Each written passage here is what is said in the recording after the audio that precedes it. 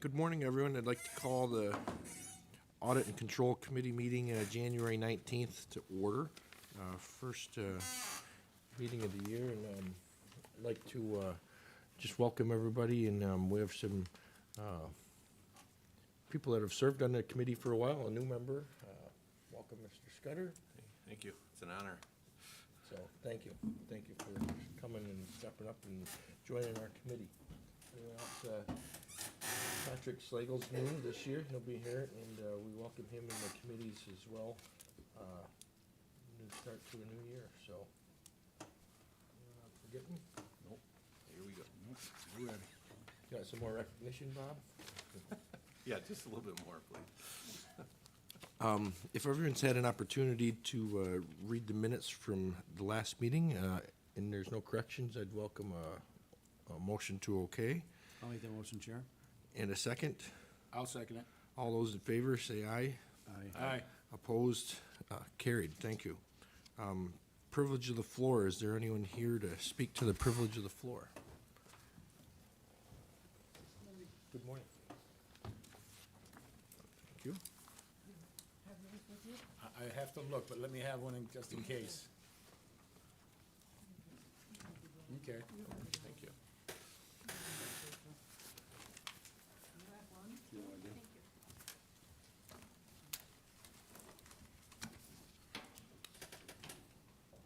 Karen Engstrom, Town of Chautauqua. This is the January update on utility scale solar for Chautauqua County. Our neighbors have been and are going to be impacted, our Amish neighbors, gravely by the introduction of utility scale solar into this district. The threat to these people is real, and they have expressed their concerns in a letter to their community. This letter was addressed to the Town Board of Chautauqua, and it represents only a very small portion of the Amish community in our county, and I'm going to read that letter. Quote, "We as an Amish community in Mayville, DeWittville, Stockton desire our farmland to be preserved for our future generations, for our children and grandchildren, and we oppose solar panels in our area. No farms, no food." Perhaps you can notice that the pages of that contain numerous signatures from the families in this area. Several pages worth of signatures, which is important to note. According to the Chautauqua County Farm Board, 84% of the land targeted for utility scale solar is agricultural land. And the New York Department of Agriculture and Markets designates land used for large solar arrays as permanently industrial. The Farm Bureau also, on the second page of their report, calls for no subsidies for any of these projects that are impacting our agricultural lands, which are, according to them, the most valuable conservation element that we can be preserving during this period of time, as important as wetlands and forests. NYSERDA states in its literature that in this region, only 14% of the electricity claimed by developers is ever created by solar panels. Utility scale solar only represents a 14% return. And basically there's an 80%, you only get 80% back from what you've invested in terms of energy at this latitude. There's another farm that was featured in the Post-Journal recently being impacted, and that's the Midnight Dairy Farm. It's one of many that cannot compete with these government-subsidized solar grifters. Large solar projects are not consistent with the county comprehensive plan, with goal of which is to protect our rural character. Now, in Cattaraugus County, we see the IDA is doing some things. They've declared the necessity of all solar being placed in brownfields. Brownfields is the most logical place to place solar utility, not in agriculture areas. In Ripley, we're seeing the 528 additional acres of land that will be cleared of mature forests That was rejected, and the forest easement project or program that they are proposing still will not change the fact that 523 additional acres of forest will have IDA criteria, which is to create and retain local jobs.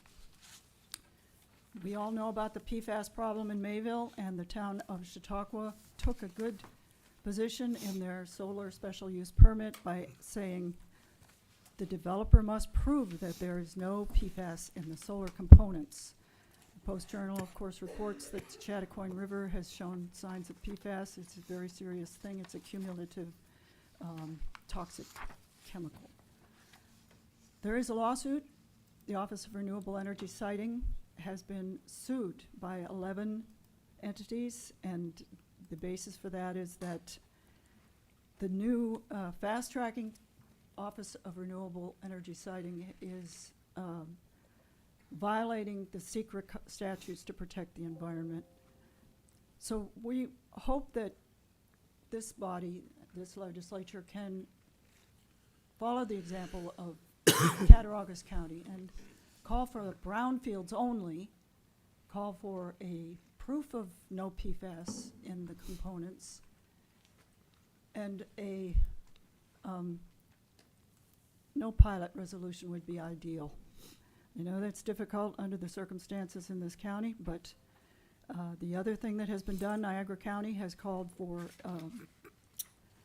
requirement that all solar panels be recycled, and those components will be left with us for us to deal with in this county in some circumstances. The developers have not been proven to be reliable, even in this state and in other states. It's important that you put in the regulations that can protect us, and that's all we're asking is for protection. Not a change, a major change, but to put in protections, and especially for the Amish community who will not come before you. It's not their way, but we are concerned for them, and I hope you will take this seriously and do something, and I'll be back. So, thank you. Thank you this morning. Thank you.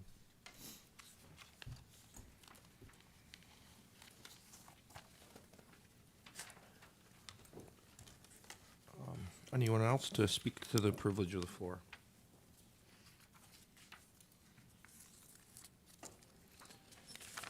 Not seeing anyone else, I'll close the first privilege of the floor, and we'll move into our agenda. The first items on the agenda this morning are our local laws. First item is Local Law Introduction 123, local law providing for a management salary plan for county officers and employees. Personnel technician.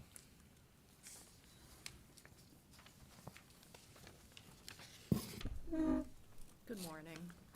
Debbie Mikowski, Director of Human Resources. So this is my walk of shame. There was one position that was mistakenly left off of the original local law that was proposed in and passed in December. It is the personnel technician In your own department? in my own department. No problem. Yes. So same premise as the majority of the other management positions, originally a range 3 under the management schedule, proposing to change it to a range 6.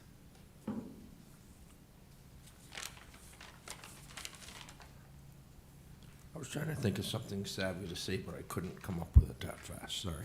It is mortifying. Keep thinking. That was the delay. Thank you. Anyone have any questions regarding this? Dan, go ahead. No, Dan. I just, Okay. Deb, okay, so this is a range 6 here. What was it before? Was it range 5 or range 4? Range 3, Range 3? yes. Okay. Yes, this was one of the ones that was increased, the 3 salary ranges. So you're going from a range 3 to a range 6? Yes. Which- Significant increase. Which is what we did with probably 90% of the management positions. remember, most of them were increased by 3 salary ranges. Before, Yes, okay. yes. There were a few that were not changed. There were a few that were increased by 2. There were even fewer that were increased by 4. So this one stays within that 3 range increase that we did for the majority of the other management positions. And you think this is necessary to get a personnel technician and retain that person? Yes, and I think this will give us that runway, Latitude, yes, latitude. yes. Okay. Thanks. Any other questions, comments? Thank you. Thank you. Move to number 2, our local law, intro to 223, a local law providing for management salary plan for county officers and employees, media information officer.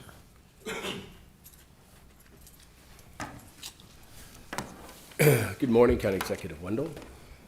So what you see before you is a modification. As you remember, there was a proposal that came before you, I believe in November, and it was titled Public Relations Specialist, Public Relations Officer. That's not what was needed. As we went back and looked at that, if you remember, we let that kind of die on the vine here in committee, just due to the fact it wasn't something that originally I had proposed or really fit the definition of where we were going as we looked into it more. When Deb Mikowski came on board, we retooled that and created this new media information officer. This person would be countywide, although the budget would be coming out of the county executive's office. This would be for the use, whether it be Noel Gutman in Emergency Services, Sheriff Quattrone, District Attorney Schmidt, any department head. This person would be at their ready to get the media notices out, press releases, set up press conferences. Somebody asked a question yesterday, really not particularly, this person would not be the face in front of, whether before myself or any of our other department heads, but should there be a case where we were occupied or dealing with a situation, this person would be the one that would speak to media, address questions and concerns. The other piece to this, we've talked to other department heads from mental hygiene, their contractor, Deb Maggio, had sent out a request, or if anybody needed help for Facebook or different types of social media involvement or upgrades. There were a lot of takers, and at that point, many of the department heads said, hey, where are we with this other position that was created a couple months ago? So that's why we looked into getting this moving as soon as the first of the year started. The position has been budgeted in our office. We do have equipment budgeted for this position as well, keeping in mind what Mr. Nebel had said about our salary range, still looking in that same salary range that we created previously. But again, when you looked at what happened the Thursday before Christmas, our staff was here, my staff was here that Friday, although we closed down operations at noon based on the storm. Members of my office were still here until 3:30, making sure the press release got out. We did have a mandatory evacuation of Sunset Bay and Hanford Bay. So this person would be basically, not to scare anybody away, but it would be a 24/7 position. Should something arise and we were, needing to be called, this person would be, at the ready and at our use, if you will, at our request. So we feel it's something that's desperately needed. I said before, I was at a conference 2 years ago, 2 years ago, and they asked the question, how many of you have a public information officer? And then they stopped themselves and said, wait, how many of you don't? And in a room full of about 300 people, there were 5 or 6 of us who raised our hands, and basically they said, you're behind the 8 ball. So we see that, whether it be the Salman Rushdie incident, whether we have a catastrophic event, whether it's weather, fire, who knows, God forbid, we never want anything that we dealt with, Erie County dealt with as a mass shooting, but these days we have to be at the ready, and that's what this person would be. So jokingly, we hope the MIO is never MIA, and we will definitely put them to good use. Questions?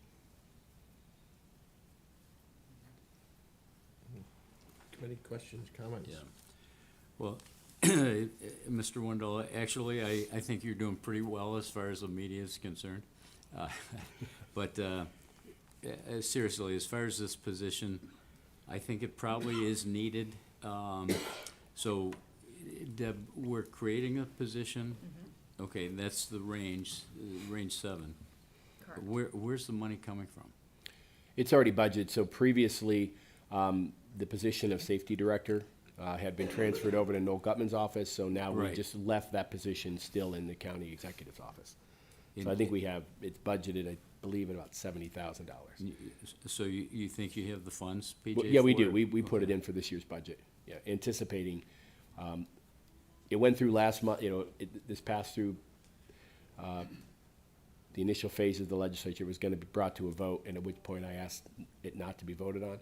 Right. So I felt confident that it would, be passed again, so we did put it in the budget. Okay, no problem. You said, Mr. Wendell, who will have access to this person? Will it be you exclusively No, making the calls? anybody in county government. Okay. So for example, talk to Dr. Falk, they have a lot of press releases that go out continuously. Mental hygiene has press releases. This isn't, the person would be initially in my office, potentially with some moving around depending on where things fall in the next couple of months. But this person is at the disposal of everybody in county government. So there's broad access Bro- to. completely, yes. Which is good, thank you Yeah, for that. yep. The hope is, They can help you with your Facebook page. Why don't you? I don't wanna go there. but No, just kidding. to your point, Legislator Harmon, that's exactly it. We don't want this focused on Okay. somebody that works for me. This is countywide, and we really, I just wanted to, I don't want it to look like if this is created for one correct. person's position. Because we all have access, and there's broad access with availability, and it's good. And the hope is that they create a database, they understand department heads, even legislators' positions, for example, from the chairman or from either caucus, that this person will, have a database of quotes or understanding of the individuals and, where they're going, so it's continuous and a consistent message, so we're not, Now, will this individual already have experience, or is this something that's gonna? that's what we're looking for. Did you want to, Yeah, I mean, I'd be looking for experience, in interaction with the media, creating and maintaining social media platforms, in addition to, I know you didn't speak on revamping the county website, but that would be another, task that we can put to this person. So, yeah, I'd be looking for someone Somewhat with different, yeah. experience. It's a pretty diverse position as far as if you're looking at what needs to be done and how it has to be done, they're gonna have to, pretty extensive background with media and. when the thought of this position happened, there was a gentleman who was working for mental hygiene, who came to us via, first started out in television, worked with Senator Rich Funke, but worked with news reporter Rich Funke back in Rochester. So Kevin was his name, and Kevin Knapp, and he had his own video production equipment. Did a video for me that went to NISAC that ended up being moved into our book that was written by the county executives, but just his ability and technique was second to none. So we're looking, and different departments have talked about infomercials, especially if you will from public health, just little quippets, people talking, getting the information out, and that could be any department, Office for the Aging, mental hygiene, even our DPF departments, emergency services, anybody who wants to put a quick video, the person, we have budgeted equipment already for this. We have computers ready, so we'll be able to, do a quick, 15, 30-second, video that can be put on people's web pages to, get the message out. But to Deb's point, definitely a background in not only media relations, interaction with media, some video production, again, a wide range. I know I'd spoken with the county executive in Erie, PA, Brenton Davis, and they have somebody that was a former TV anchor that's doing their job, the same job for them. So those are our hopes. We'll see what happens. Thank you. It could help in the sheriff's department as far as recruitment, possibly. Correct, yeah, exactly. Who does this individual report to? Who's the direct supervisor, and who's in charge of hiring, firing, that sort of thing for this individual? It'd be myself as a county executive, but as I've done in the past, I've always had leadership from the legislature involved in, we would have an initial group of people on the committee, legislators, department heads. We would go through a process. Again, it just depends on how many individuals we have, what their background is, how extensive the interview process goes. But it is something we definitely I want to make sure we have somebody with the right capabilities moving forward. So there's been some interest. People that saw it before and had reached out to me, but we do want to take our time and make sure we have the right person in there. But just a comment. I support the position. I think it's something that is needed, and I think you've stated that well, so I don't want to reiterate that. And I think in the changing times that we have, 15 years ago, did we need one of these positions? I don't believe so. But today's world, we do, and I think they'll be well utilized. And I think as large as our county is and the departments that we have, the person will stay busy and be busy. And as long as everybody utilizes them, and I hope that the departments will feel comfortable using them and saying, come help us, instead of trying to do it themselves still. And so hopefully the process gets going and does a good job. Take a little scrutiny. There's another position being created in the county executive's office, right? But I think the value and the position is needed. So I'm okay with it. So, Any other Fine. comments, questions? Like it. Thank you. Thank you.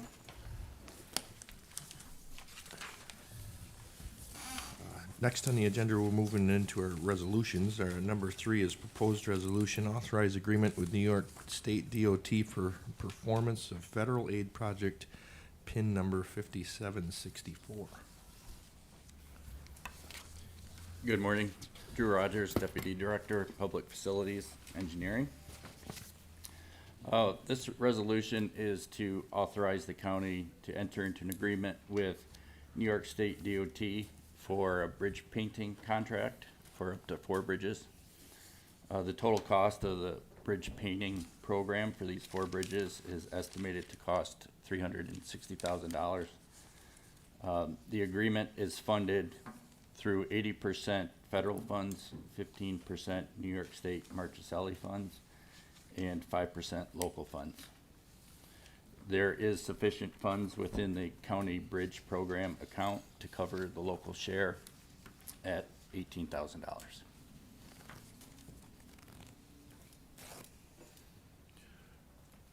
How long are these paint jobs supposed to last on the bridges? It varies. It's largely dependent on the condition of the bridge at the time of painting. I don't know the exact frequency that we have to return to the bridge with painting. It is really to try to extend the life of the bridge so that we don't have to do any large rehabs or replacements. So I don't have an exact answer because it is quite dependent on the bridge. But Sure. this is a program that we try to do every year and try to keep rotating those bridges. But I unfortunately don't have the exact return. I didn't know if there was any expectancy in the contracts. Do you expect it to at least last a few years for these companies? So that way there's something to say, look, you painted that bridge and it fell off the next year. You didn't do something right. Yeah. But Yeah, there is the warranty periods. Beyond that, it's hard to say exact. It would, comes out a lot in the bridge inspections, prep It work's kinda very would- important. what drives it, so. Any questions, comments? Dan, just one. Mr. Rogers, the county's 5%. Does it have to be an $18,000 amount, or could it be in kind that we do? As far as I know, no, it can't be. It has to be Yeah. 18,000. We wouldn't be able to do any of the in-kind if it Okay. were an option. It's pretty specialized. Like but- providing personnel or anything like that, or? Yeah, it's, Okay, it's pretty specialized to do the all right, painting. okay, thanks. Hmm? Any other questions, comments? All those in favor say aye. Aye. Opposed? Carried. Thank you. Proposed resolution number 4, authorize federal and state aid applications for the Chautauqua County Jamestown Airport 5-year capital improvement plan for fiscal year 2023 to 2027. Morning. Good morning. Shannon Barnhart, Manager of Airports. Brian Bates, Assistant Manager of Airports.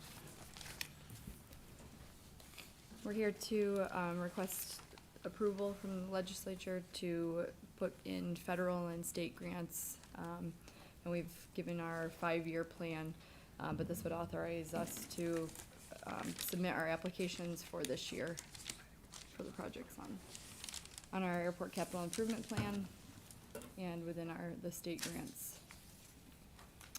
There's federal, state, and then something new that I mentioned in the public facilities meeting was that we have bill funding, bipartisan infrastructure law funding.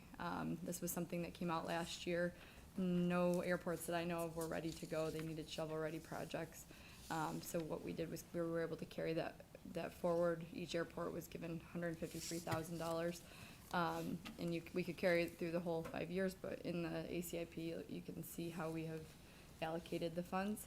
And then that has to be used within a 5-year period. So, I'm trying to think.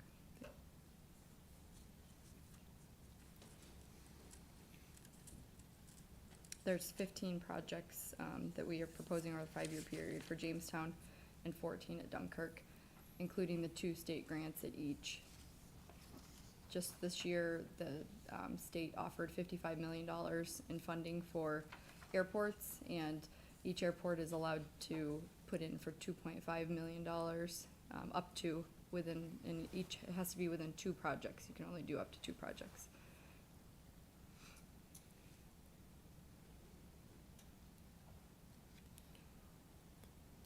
What type of process is used to identify the items? Do you have a airport personnel that kind of keeps track of all these things and just walks around the facility and looks at them and says, this is high on the list, this is low, you know?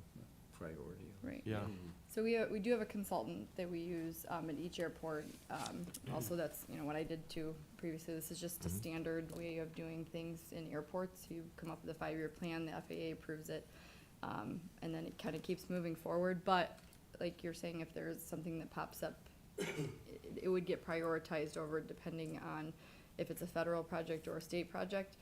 Federally, they actually have a priority, I don't want to say checklist, but if you up to 100, if it's a 90, it's most likely a safety issue. If it's a 40, you're probably going to fall a little lower on the totem pole. So safety concerns always fall higher on their list for funding. And we analyze it every year. We sit down, go through it with our consultants in the fall.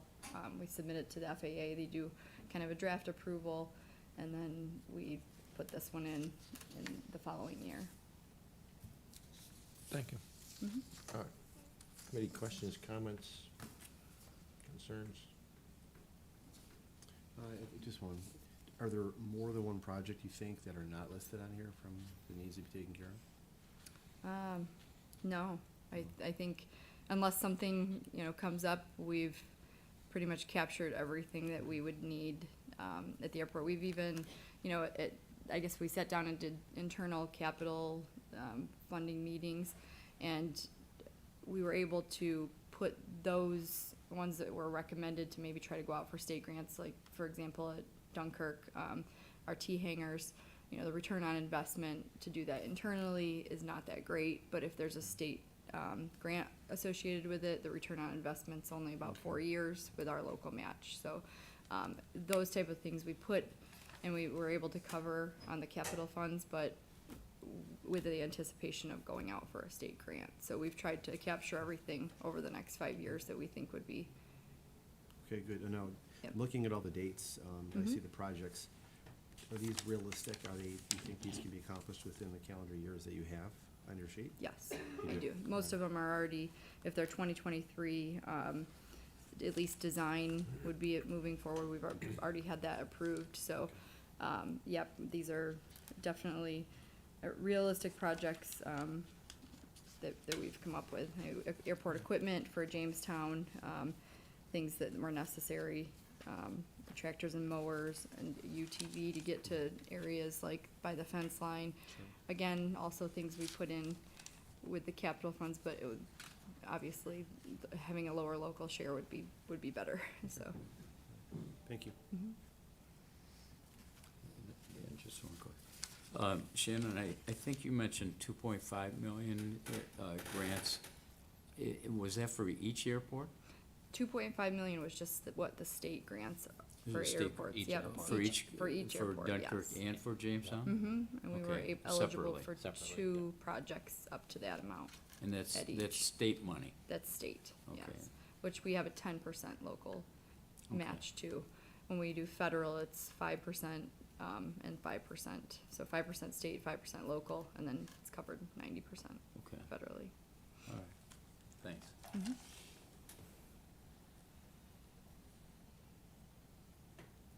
Any other questions, comments?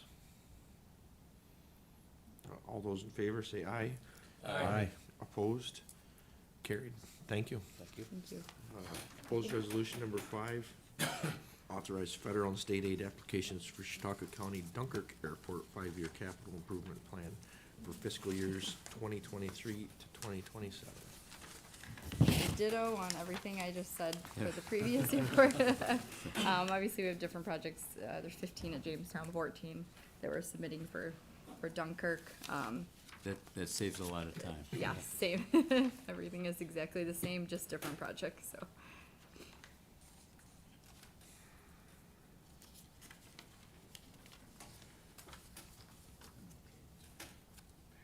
I don't have anything else to say on it. You already answered. Yeah. I always have a question on my way home. Well, you can ask. Call them on the way home. That's right. I just may. Any other questions, comments regarding this resolution? Mr. Chairman?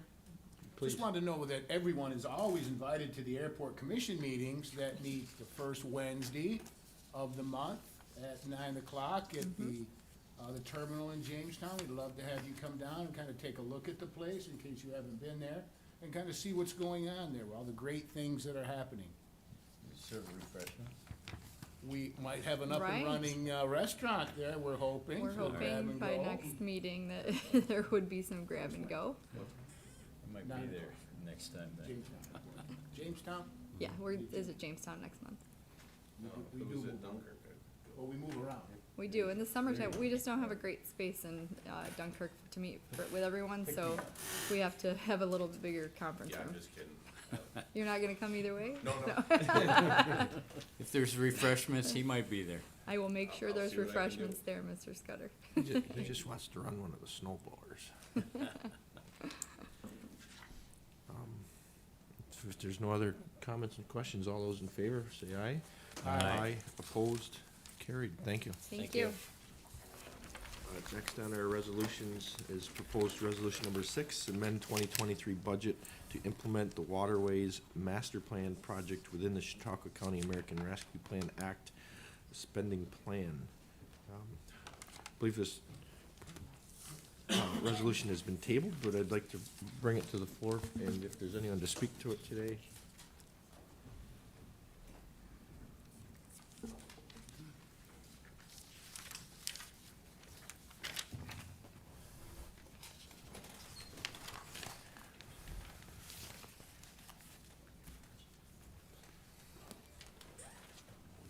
Drew Rogers, Deputy Director, Public Facilities Engineering. As you mentioned, this was tabled at Public Facilities, but I can give you an overview of what the resolution was. This was part of an additional ARPA project submission. This request was submitted to evaluate the Martin Cobb waterway and associated sections of the Chattacoin River to develop a comprehensive plan for ecological restoration and some economic activation, as it was termed. In addition, the project would provide cleanup of large debris and log jams in the most critical locations. The project would be collaborative between the county parks and the Chautauqua Watershed Conservancy. And prior to the submission, the project request was reviewed with the Parks Commission and voted on as a project to proceed with. The project is estimated to cost $105,000. That's for both studying the waterway and the large debris cleanup. And it is proposed to be funded through the ARPA program. So this resolution would allow for the project, for the budget adjustments necessary to authorize the spending on this project.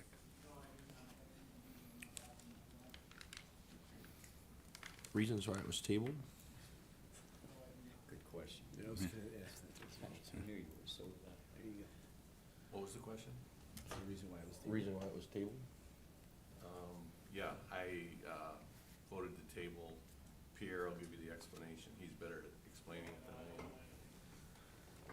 than I am.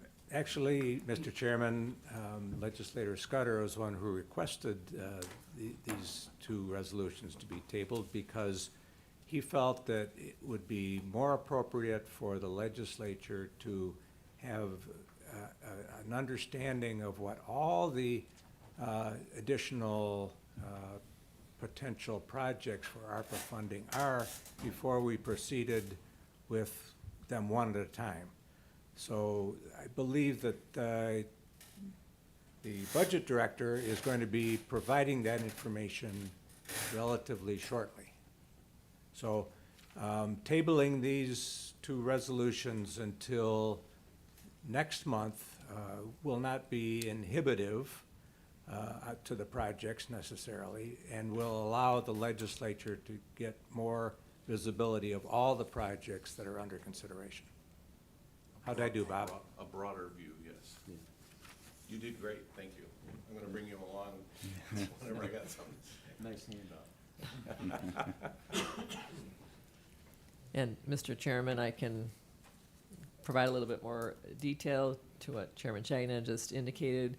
We did have a meeting yesterday of the ARPA Advisory Group, and it was decided that I will provide to the legislature, in addition to the quarterly report that I will be providing to you later today, I will send out to the full legislature a list of proposed projects, the most recent quarterly report that I'm giving today, as well as the policy for departments submitting new requests for use of ARPA money, and also a summary of how much money we expect to be reallocating.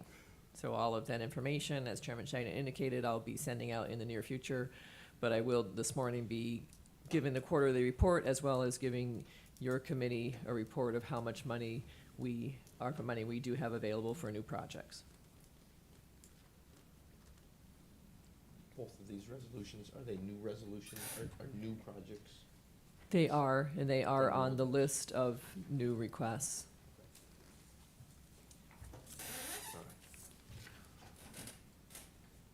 I have to say that I agree with the reason it was tabled myself. I think that it goes to say that we would like to look at potential projects as a whole and make decisions based on that. So thank you for coming, and I'm assuming that the next resolution, number 7, is the same, gonna be the same answer. So we'll kind of bundle them together. I think keep them tabled. If anyone else has anything else to say or comment, I just think it's a good idea that everyone sees what's going on and brought up to speed. And made that decision yesterday. It was good. It was the right thing to do. So. thank you. Okay. Mr. Chairman? Yes. I mean, you'd want to vote to table this as well, since it was previous to this committee. Okay. Would anyone be willing to make a motion to table? I'll make a motion to table. I'll second it. All those in favor, please say aye. Aye. Aye opposed, carried. And the same for proposed resolution number 7, is amend the 2023 budget to implement the Overland Phase 3 project within the Chautauqua County American Rescue Plan Act spending plan. Is there a motion to table this as well? I'll make the motion, Chair, to table. And a second? I'll second. All those in favor, please say aye. Aye. Opposed, carried. Thank you. We'll move on to proposed resolution number 8, is amend 2022 capital project accounts, public facilities. Buildings and Grounds had a capital project for 2022 to purchase a skid steer. As part of that project, Buildings and Grounds sold one of their 2017 Ford F-350 pickup trucks, and that was to help fund the purchase of the skid steer. And the skid steer was purchased, and the price ended up being a little bit higher than budgeted, and the pickup truck was sold higher than what was, fortunately, higher than what was expected to be sold for. And when the transaction on the pickup truck was completed, it was deposited into the DPF heavy equipment account.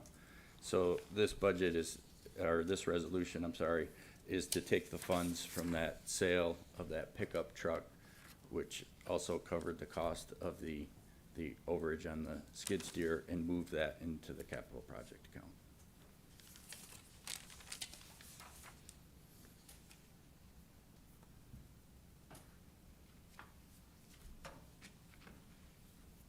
Recently had a sale for other things too.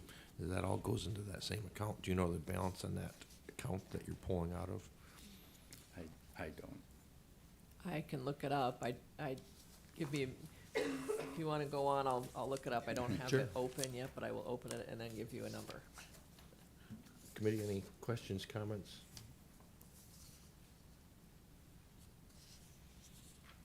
We'll go on and Kathleen can interrupt us. Thank you. Okay. All those in favor, please say aye. Aye. Opposed? Carried. Thank you. Thank you. Next proposed resolution is number 9, close Office for Aging Services Petty Cash Fund.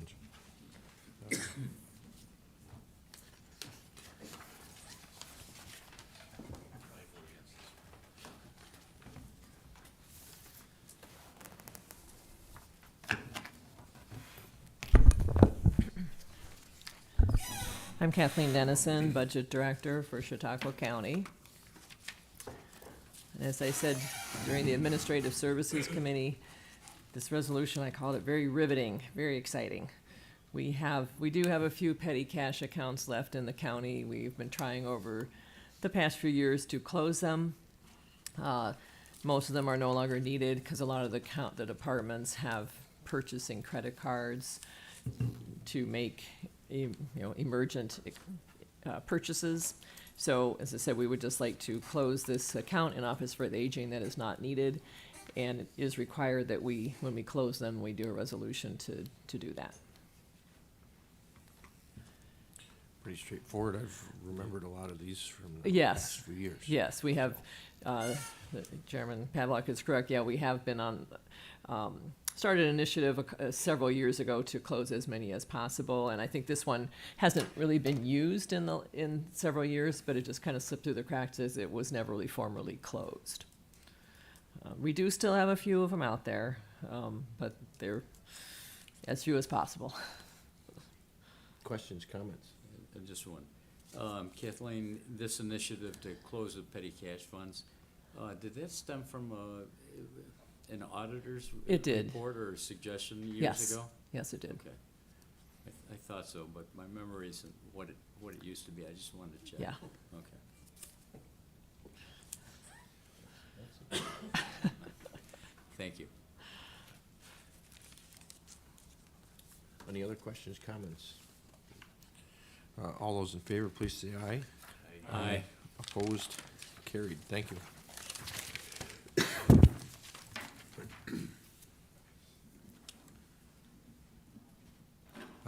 Next proposed resolution is number 11.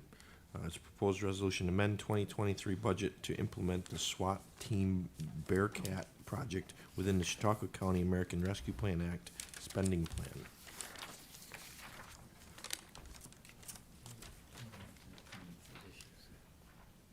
This one's been pulled.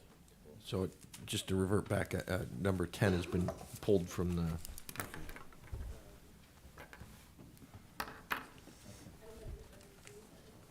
Number 10 is the one you said no to. It's amend 2023 budget for county positions.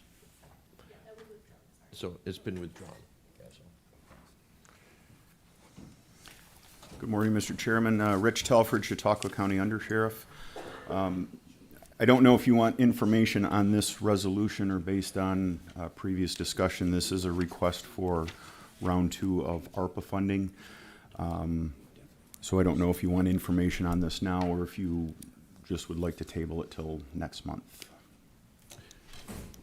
So my first question was gonna be is if this is, old or new? This So is a new request. This is new request. And as I refer to it as round 2 of ARPA, I don't know if there's a better name for it. Did you present this at, public safety? Yesterday afternoon, yes, we did. Okay. One second, Mr. Padlock. We spoke yesterday. I had spoken with the sheriff as well.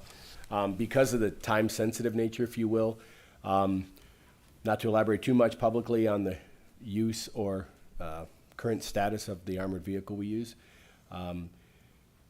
the amendment to the budget was put in because of opportunities. Right now, it's a one-year build-out. It's 12 months plus for a brand-new vehicle, which is originally what was put in here. Yesterday it was amended and asked to increase that to $400,000 with the opportunity of purchasing a used vehicle, which would get here in a much quicker, if they're available, in a much quicker time frame. So, in speaking with the sheriff, the increased use of this type of vehicle, there's multi-uses, and Noel will probably address that as well for emergency services. I don't feel tabling it for the next month would really be advantageous. If this is something we could get started right now, it would help us. It would help the sheriff's department out greatly. Committee, thoughts, comments in regards to this resolution and that statement? I have a comment on it. I really think the need is there. It was explained yesterday that the current condition of the vehicle we have is just not acceptable, and it's not serving as the function it was meant to do. So I think this needs to be addressed right away. So I'm in favor of the vehicle being purchased now. So, Mr. Chairman, so Please. we're getting a new vehicle, we're just approving the money, and we'll get a new vehicle or a used one, whichever seems to Rick- work out. Why don't you, Rich, why don't you go through this as Okay. you would? Okay, Okay. please, and then maybe that'll answer some of our Sure. questions. So, what we're looking for is it's a new request for a Bearcat. Basically, a Bearcat is a armored vehicle. The main use over time will be for our SWAT team deployment and highly volatile situations. Our current SWAT team vehicle was initially built in 1977. It was a military surplus purchase. I couldn't find anybody in the office that remembered when we got that vehicle. And to say it's served its purpose, and it's getting to be where the repairs are much more costly than what it's worth. So what we're looking for is either a new or used armored vehicle. The one we have now, we literally call it a tank. It's an armored vehicle on wheels. The new ones have a lot more bells and whistles. In doing some research on this, part of the quote said that the new vehicle has the ability to drive into up to 40 inches of water. And I joked yesterday that I don't know if I want to be the one driving it in 40 inches of water. But I also believe, and Noel touched on it, that last month in Erie County, when the blizzards hit, Erie County Sheriff's Office has a few of these vehicles, and they're able to be utilized in heavy snow conditions. The one we're looking, or what we will, get a quote on, will have the ability to do, off-road, different terrains because of our ruralness out here. So the main intent in deployment will be for the SWAT team, but it will also be a resource for flooding conditions, blizzard conditions, search and rescue off-road. So it's got a variety of different uses that we foresee it. Thank you. And as the county executive mentioned, the initial request that we put in the resolution was for $305,000. We believe we have an opportunity with a couple different options to get it sooner if we increase that amount to $400,000. And obviously that would be a cap. And we're working with the Lenco is the company out of Massachusetts, and we've been in contact with them to get different quotes and pricing, but we'll firm that up if and when this is approved. That was amended already, And correct? that was amended yesterday at Public Public Safety. Safety. Yes. So that is already within this resolution, if it's been amended. So- Correct. So the new amount for everyone is 400,000. Just my comment, sure. I feel that, obviously,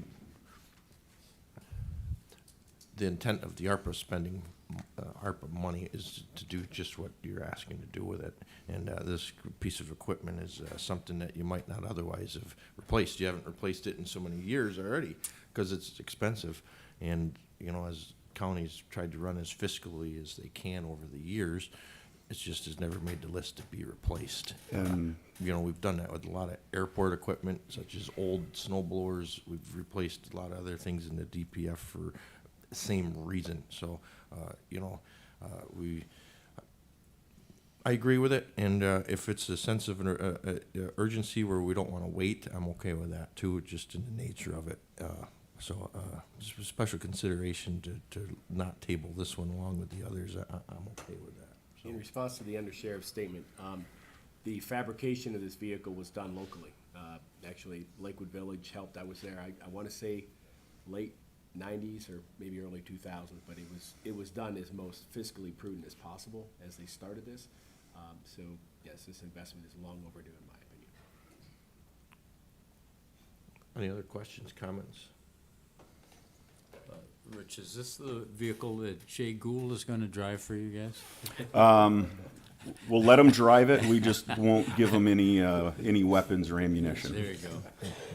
I would, but given my driving record, I think you'd be better off with Jay Gould. With Jay, okay. Yeah. Really, it's funny. All those in favor of the proposed resolution, please say aye. Aye. Aye. Opposed? Carried. Thank you. Next resolution is resolution number 12. Authorize execution of New York State Governor's Traffic Safety Committee grant for the for the Police Traffic Services Program fiscal year 23. This is a recurring grant that we have received for several years running. Typically, this is referred to as Buckle Up New York. Each week, New York State has an initiative to enforce, enhance, publicize seatbelt use. And this year's funding is in the amount of $22,700, and that would be used for personnel in advertising and PR to try to get compliance with not only seatbelts, but to reduce aggressive driving and speeding. But usually we use it for traffic details and enforcement of seatbelt tickets.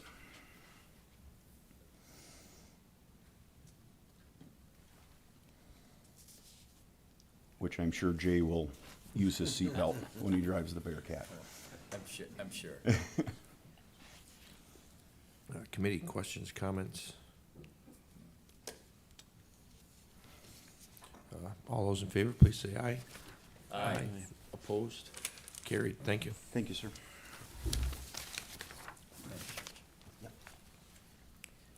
Mr. Chairman, if I could just backtrack for a second, I have the number that you requested earlier. Please. Current balance in the heavy equipment capital project is $2,173,000. And that is, that includes the 2023 budgeted allotment, but it is also after subtracting any encumbrances for purchase orders that have already been placed for equipment. So in round numbers, we have $2 million available to spend. Hey, Terry? And thank you for that information, and also it's pertinent information to recall and remind us when we are looking into other ARPA projects as well. This is what we currently have on our own, so, thank you. Next resolution is 13, proposed resolution fiscal year 2022 State Homeland Security Program, SHSP.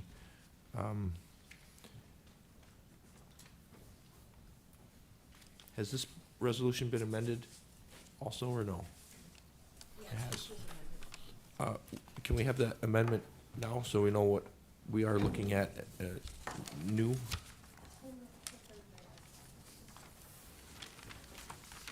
So when, I apologize for not bringing them. I did not realize that I should have, so I apologize. The, third whereas was removed. I inadvertently put in 2 dates, and it really should be that it runs through August 31st, 2025. Okay, thank you. Please explain it. So the SHSP grant is a grant we get every year from New York State Homeland Security. It goes to fund equipment and operations and personnel projects, both in our office and in the sheriff's office. So it's I believe the amount was 170. Yeah, 170,713 is the amount awarded, and that figure changes yearly based on what the state dictates they put out. It goes to fund a lot of operations for the fire service, our IM responding system, some computer programming systems, and I know the sheriff's office uses it for many aspects as well. Questions, comments, committee?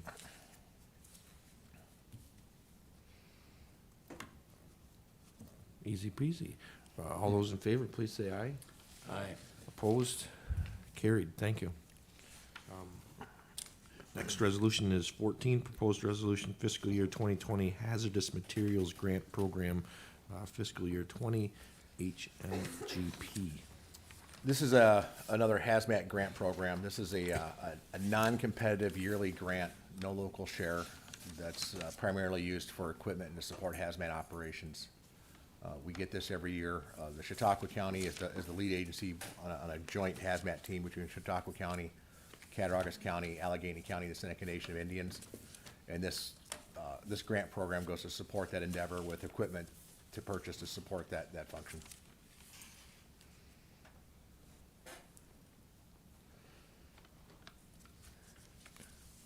Question regarding the hazmat operations.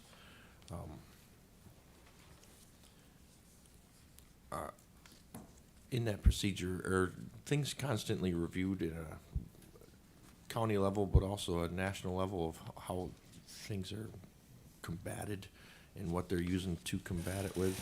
Constantly. The techniques, the schooling is always updated, changing different theories.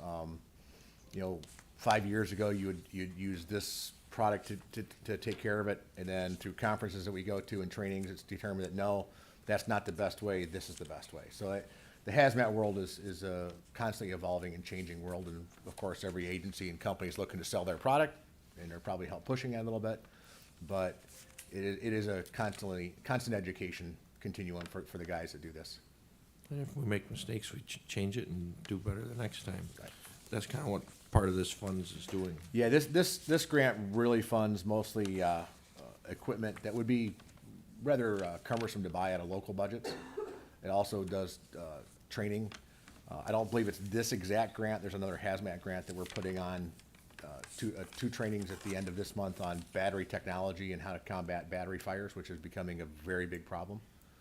But that's grant money that went towards it. This particular one, I think, is earmarked for some high-end equipment for hazmat identification purposes. Thank you. Yep. Any other comments, questions? All those in favor, please say aye. Aye. Opposed? Carried. Thank you. Yep. I'd just like to take a second real quick, just to back up what Undersheriff had said about that Bearcat project. Please. Our office wholeheartedly supports that because that really is, in the industry, they're really being referred to as truly a rescue vehicle. And the unprecedented storms up our neighbors in the north a couple weeks ago, those were the vehicles that were able to get through the snow and to effect rescues all over in Niagara County, Genesee County, and Erie County. They were an invaluable asset, and that would be a great asset for the county to have, you know, for the law enforcement purposes and for the emergency services operations. And, you know, areas like Sunset Bay who are prone to flooding, that's gonna be an extremely valuable asset to help, you know, extricate people if the need arises. Just wanted to formally put our support behind that project as well. And it's not too short to say that we might send it to Buffalo in case there was another incident like that happened, right? too. Yeah, you know, that's, like, it's really, you know, in the industry, they're really referred to as a rescue vehicle now, you know, as well as their law enforcement mission. So you're willing to take in some of the costs? Well, that's not what I was saying. Oh. Okay. I'll give all the support for free. Okay. But no money. Now I see how useful it is.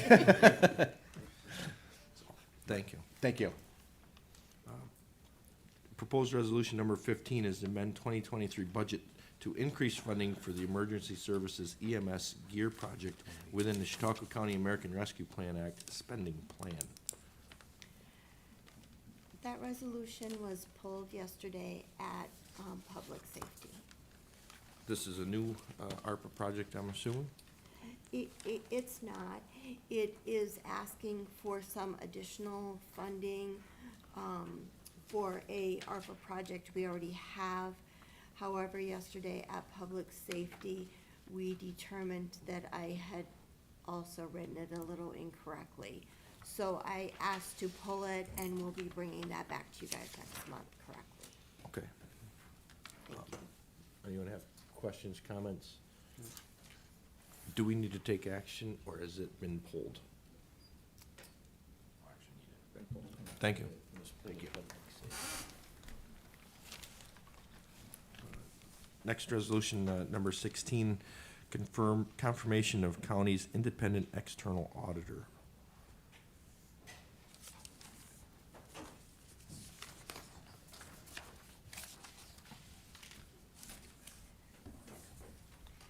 Kitty Crow, Director of Finance. I almost forgot this was on the agenda, but, yeah, so we, last year we conducted, late last year, an RFP for audit services. And I had presented to, the committee the proposals, of which Drescher and Malecki was by far the lowest cost proposal. They have been our auditors in the past, and so there was some verbal agreement to award to Drescher and Malecki, but we also have to pass this resolution by the Audit Control Committee, formally selecting them as the auditors. What does it cost? Is there a cost? Do we have to pay our auditors? Their fees were about $20,000 a year less than the other two proposers. The annual cost is, I think, roughly $65,000.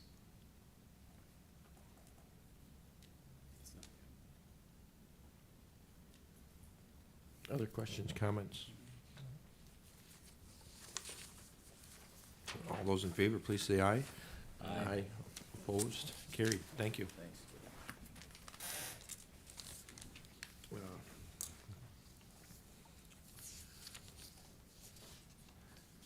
Next on our agenda is discussion. First item under discussion is property tax exemptions, volunteer firefighters.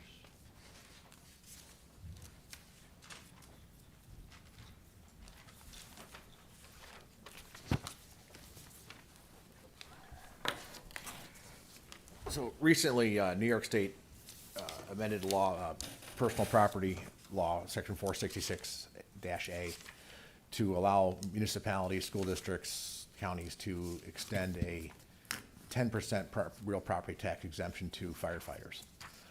They put some conditions to the local authority it needs to be either for someone who's been serving for 2 or 5 years in the fire department. The municipality can also extend it to someone who has 20 years of active service and make it a permanent exemption. The law has given a lot of authority to local jurisdictions to help determine what an active firefighter is. And this also goes to voluntary ambulance service people. But they've given a lot of responsibility to local jurisdictions to make some of those regulations, not just someone who was in a department 40 years ago and still shows up to a meeting once a month. They're looking to help bolster the active membership, and hopefully this would be something that could help recruit and retain members. Because as we know, one of the biggest problems in the county, the state, and probably the nation is finding and keeping active firefighters, EMTs. And this is a good project that the state has put forth to try and get something to help that issue of recruitment and retention. I know I gave some paperwork yesterday to Patrick Slagle to help work with him on the legal side of this, to what we need to do with that. It's a relatively new program. There have been some other counties in the state that had done something like this on their own already. The law does take into effect if an agency has already done that. That's something they need to then adopt a local law to comply with this law. That doesn't really affect us here. But this is something that I think will have a very good impact for our firefighters in the county, and potentially help with recruitment, retention to keep them there. Couple questions. Yeah. And a comment for myself. A statement one is each department, I know, probably has a set of bylaws that identifies who and what an active firefighter is and what their responsibilities are. And I'm gonna assume that goes into account of identifying or helping. And if Right. that recommendation comes from the actual fire department itself, but who's gonna manage this in the sense that who's gonna say, yes, the department gave me this information and I'm gonna say that they qualify for a 10%? The local jurisdictions that are adopting that law So are going to be responsible for ensuring compliance with it. in maintaining compliance. If Yes. someone says, I'm not part of the department anymore, and so how do they not fall through the cracks of receiving the same Right. tax So credit? the local jurisdictions that are passing this law have been given the mandate that they need to certify who is eligible for it. Local jurisdictions, meaning the towns The and town, villages? the fire district, the school districts, Okay. those entities. Villages, cities. Yeah. Villages, cities. Those entities that are adopting this to create this real property tax exemption. So the county can say, yes, we are, our taxes, our department, we're okaying this, but each individual township and village and city would have to do that as well. Right. And I think that's a question that we would need to verify through legal. That sounds like a reasonable interpretation. Right. Our initial thought is this is much like the veterans exemption. Obviously, there's some differences and some difficulties we have to look at and draft a local law that's going to be, I guess, easily managed. So we're doing some looking at it right now. We'll get back to the legislature. Hopefully, within the next month or so, we have a proposal to provide. Those are my questions to you. Last night, we had a ton of them there, so Yeah, it sounds by reading the law, they're putting a lot of emphasis on the local jurisdictions to certify it and to administer it on their end. So if a locale or a municipality approves this or sets it up, are we required to participate, or do we decide to join in or not? Does that make sense? Like if they put it into place, does that include school, village, town, county? that I think would be separate to school, wouldn't it? It It's gotta be. when you read the way the law is passed, it identifies the individual. It says individual municipalities, school districts, fire districts. It kind of broke it down a little bit, but again, I think that's where the legal interpretation will see what our county responsibility is to it. I'm not saying we wouldn't participate, but we have the choice of participating or not.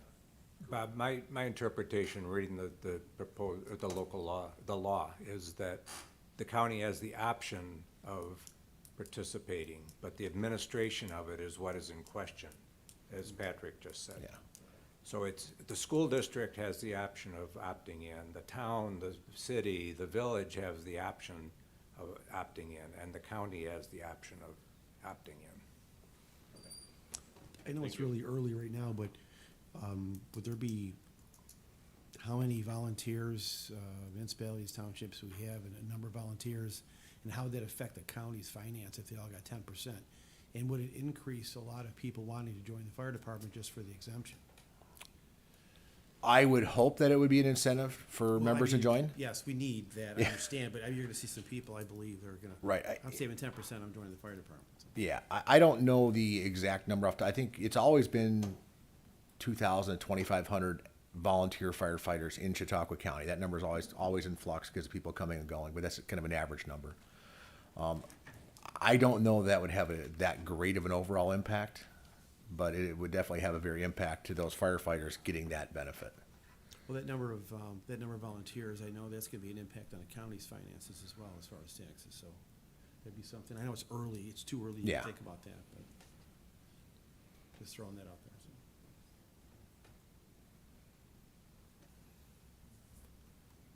Any other comments or questions regarding the management or fiscal part of it? Any comments on it as a whole? A feeling of, so I'll start that. I'd say, as a general, I think it's a good idea. I think that giving our firefighters a little bone like this is good. Firefighters actually get on their federal income tax and state tax, they get a little bit of a rebate. $200. $200. And that's been one of my pitches to the senators over the last few years, is to say, hey, help these guys out somehow, and ladies. Both. And help give them a little something back. And I think that this is an answer to that, and I'm thankful for that. If it's going to help promote someone to saying yes, then I guess that's good. We need people to say yes and join our local departments. I think it's going to help with our firefighting aspects, our accident response stuff, but as long as with our EMS. We know that our fly car system has been continually building and expanding, and our ambulance service is now expanding. It's because we're losing volunteers. There is no ifs, ands, or buts about that, and our departments aren't able to do the work that they used to effectively. So if we get 5 people that all of a sudden say yes, and 2 of them turn into EMTs, mission accomplished. And maybe we'll lose the money in tax revenue, but we'll gain it in less expenditures in the fly car system. It's hard to forecast all that, but I'm gonna, the program,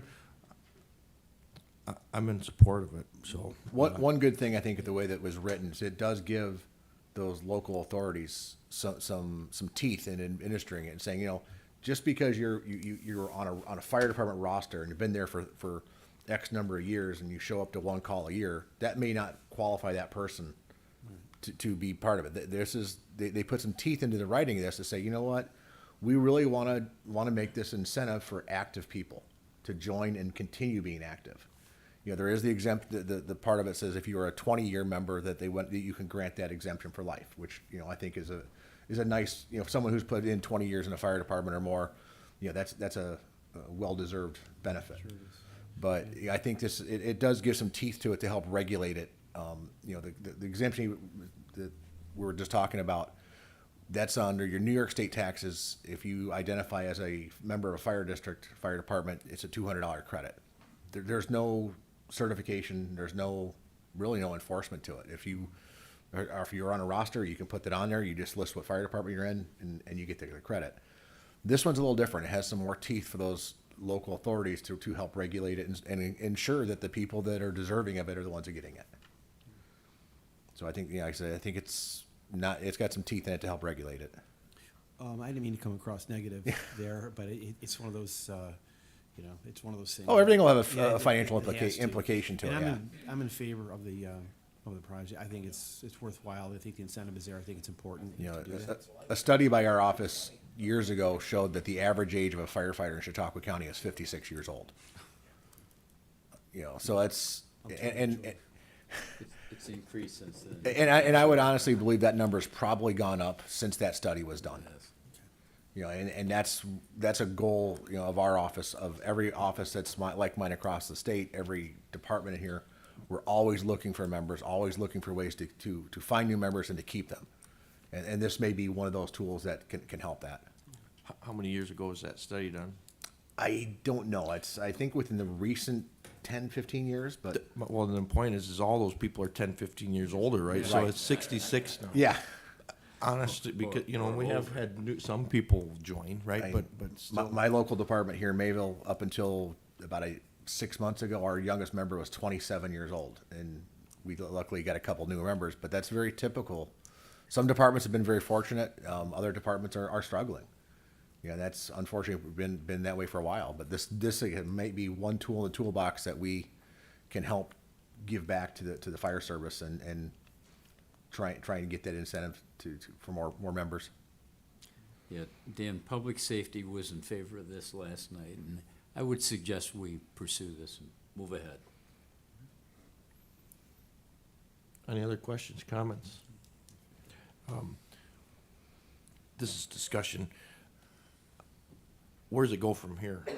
I mean, you know, things like this can be forgotten, and we discussed it, and then we don't know anything about it. I know until- several municipalities in the county have contacted our office about saying that they're going to bring it up their local agendas and make movement on, you know, I know Town of Chautauqua was one of them that told me that this is a priority of theirs.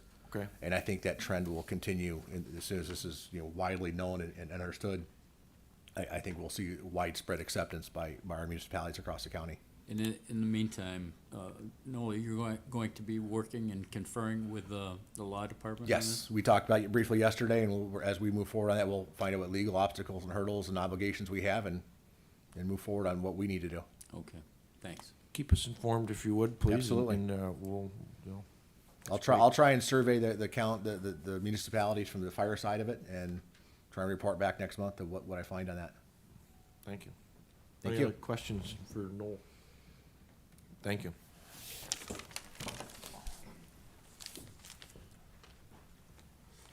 Next discussion item is 18. Yes, I'll bring it up under others. Thank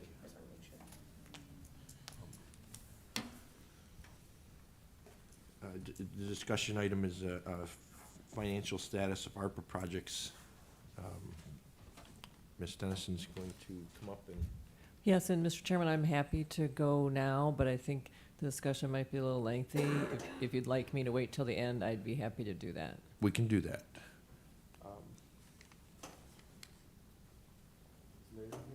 He is. He's We'll move to discussion item 19, weights and measures fees. Mr. Barmore, Clerk Barmore.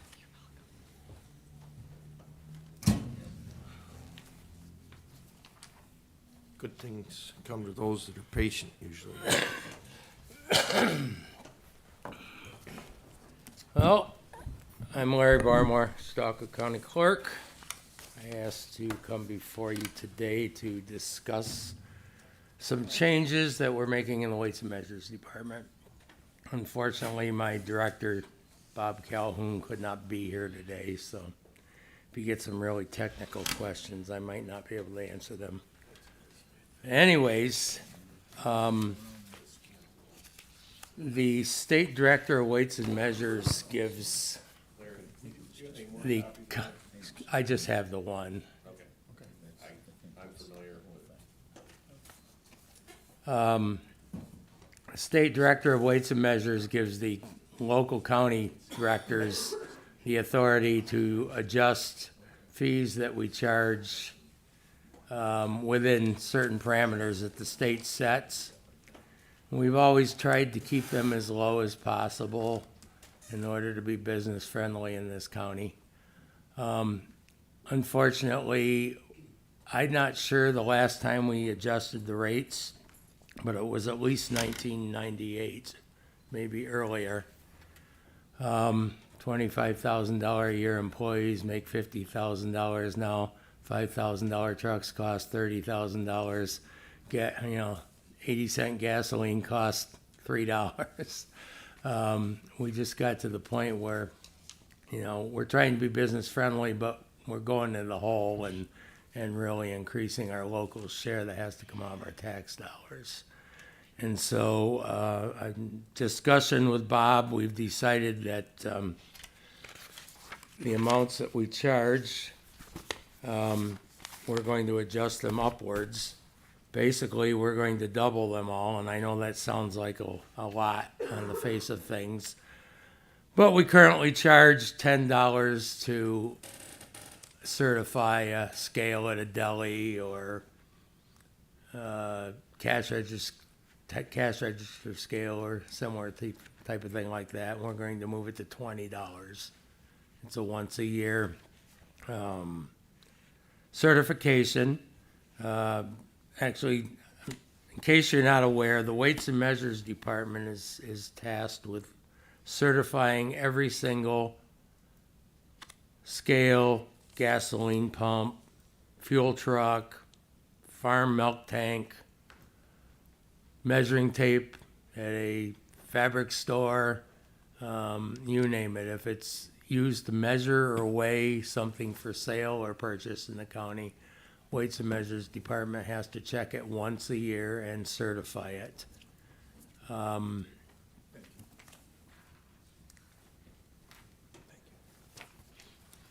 So basically, I don't even know how many items we have. I know, for example, you go to Walmart and they probably got 35 scales, including their cash registers and everything. I have no idea how many gasoline pumps we have in this county, but it's got to be in the hundreds. And, currently, a dual pump like they have across the street where you dispense from both sides, we would charge $20 per side. Each one's considered a pump. But the fact that there's 3 different grades makes it a multi-pump, so we would have to check the lowest grade and the highest grade on each side. And basically they do that we have a 5-gallon proofing can, and they pump 5 gallons of regular into the can slowly and see if it's within the limits. And then they pump 5 gallons in fast. And then they do the same thing with the high-end grade. And the ones in the middle are just blends of the two. So if those two are okay, we're fine. For the last 25 years at least, we've been charging $20 to do that. I mean, it's at least a 45-minute to an hour job just for one pump. You have to take it back over and open the thing in the ground and dump the gas back in and make the paperwork out to bring back here, plus give copies to the store owner or the store manager to show where the gasoline was pumped by us and wasn't sold and they didn't steal it, and on and on. Anyways, as legislators, I know somebody will call you at some point when we change the rates, even though they're minimal changes. So I just wanted you all to be aware of what we're doing, so you'll have an answer for people. And we also went to Bob's committee on Monday. So between the bunch of y'all, I'm hoping you'll spread the word between the other legislators. The upside to this is the changing these rates is going to increase our yearly revenue by $14,500. So as you can tell by checking every measuring device we have in the county right now, we're only bringing in $14,500. We're going to increase that to $29,000. So that's what we're doing there. And the other list I gave you, the other thing that the Weights and Measures is tasked with is enforcing and permitting the stores in the unit pricing law. The legislature passed the unit pricing law in 2003, which states that any store that does not wish to price every single item in the store individually may put a price on the shelf rather than the items. But you have to be inspected by us, and you have to pass with a 98% higher or higher accuracy rating. And then we give you a 1-year permit to operate in this fashion rather than having to mark all the items. We currently have 101 stores that participate in this in the county. We have lost a few this year. They're closing a Rite Aid now. They recently closed a Walgreens in Dunkirk, and fortunately, where we lost Sam's and where we lost Kmart and like that, we're gaining stores in their place. But in 2003, when the law was first passed, the Weights and Measures Director was given the authority to set the rate anywhere up to $1,750 a store. The director at that time chose to set the rate at $1,000, and that's what we charged every single store, no matter their size. It's been 20 years, same prices, and also we thought maybe it was time to make the list more equitable. So when we walked into a small store, such as the little Rite Aid down here or the Crosby's across the street, they didn't have to pay the same price as Walmart, or Wegmans or whatever, which is a huge store and takes us 2 to 3 times as long to do. So in adjusting the prices, we've decided that the stores, we've divided everything up by square footage, which we started working on this probably 3-4 years ago, and I went over this with Steve Abdullah at the time, and I can't remember who our attorney was. Anyways, they gave us a few things which we could divide the stores up by, and it would be, a legal division, and one of them was square footage of sales.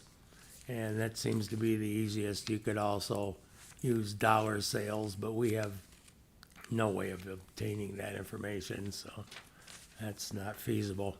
But anyways, we've decided we're going to keep the stores under 6,000 square feet at $1,000. The stores in the middle, which are 6,001 to 50,000 square feet, we're going to increase the fee $250 to $1,250. And the very large stores over 50,000 feet are going to be increased $500 to $1,500 a year, which makes it a little more equitable as to, how much work we have to do versus the fee that we're going to be charging them. And altogether, the change in the unit pricing law fees is going to add roughly $21,750 in revenue a year to the Weights and Measures Department, whereas we discussed before, $14,500 for the device checks, which gives us a grand total of just over $36,000 a year in added revenue. And our local share in the budget this year for the Weights and Measures Department was just under $50,000. So at the end of this year, our actual local share should be around 15 grand, which gets us almost at breaking even. No, I want to thank you for bringing this to our attention today and just updating us and informing us. One question I have, Larry, is in coming up with these figures, did you take a comparison to other counties across the state in sense of what other fees are? I'm just curious, what it's... No, I haven't really. Now that you bring it up, probably most counties do have a unit pricing law, which is probably why we made ours, because the other counties had one, And it goes into both, no, I think what you're doing is reasonable, but, how much does it cost someone in Allegheny County to have a fuel, their pumps tested? I'm just curious if. Well, the thing you're is, doing those. we can't charge any more than the state allows us to. Okay, so there's. We've been charging half price for the last 25 plus years, and we've just now doubled it to full price. So where we're going from $10 to $20, that's the maximum the state allows. Okay, So until they change it, that's what it is. okay. I am the only county clerk in New York State that oversees the Weights and Measures Department. Don't ask me why. Other counties, it all comes under the Department of Public Facilities.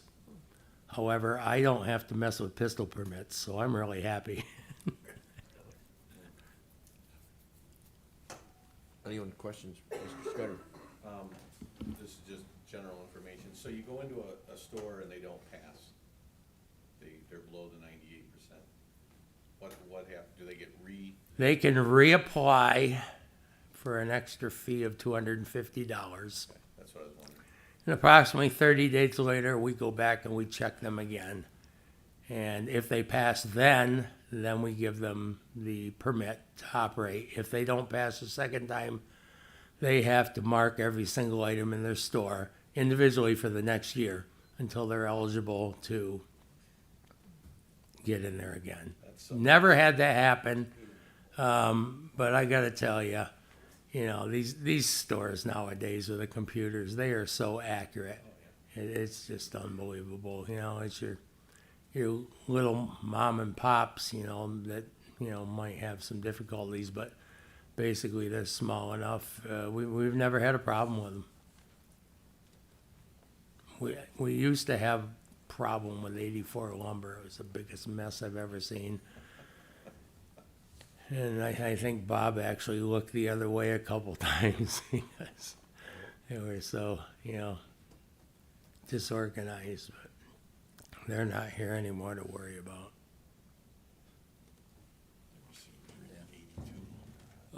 Larry, so these fee increases, okay, what effect on your 2023 budget?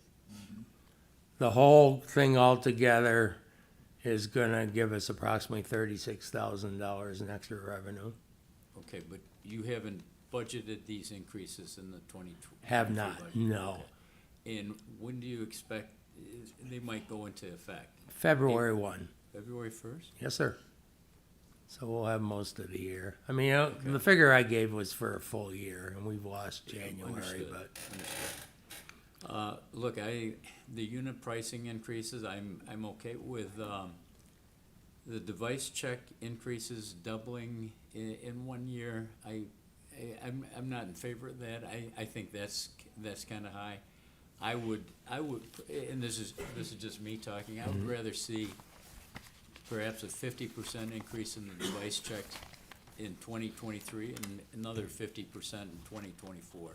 But it doesn't look like it's a lot of revenue that we're talking about. Right, it's not really. I mean, currently, like I said, when we walk into a store such as Walmart, and they've got, say, 35 scales, they get charged $10 per scale for the first 5. And then the 30 after that are $5 a piece. So this is gonna be $20 each for the first 5 and then $10 each. A difference of $200 a year to Walmart. I'm sure it's not going to break their budget. A small mom and pop, take for example the Lighthouse Grocery down here. They probably have a scale in their deli, if they have a deli, I'm not sure, haven't been there in a while.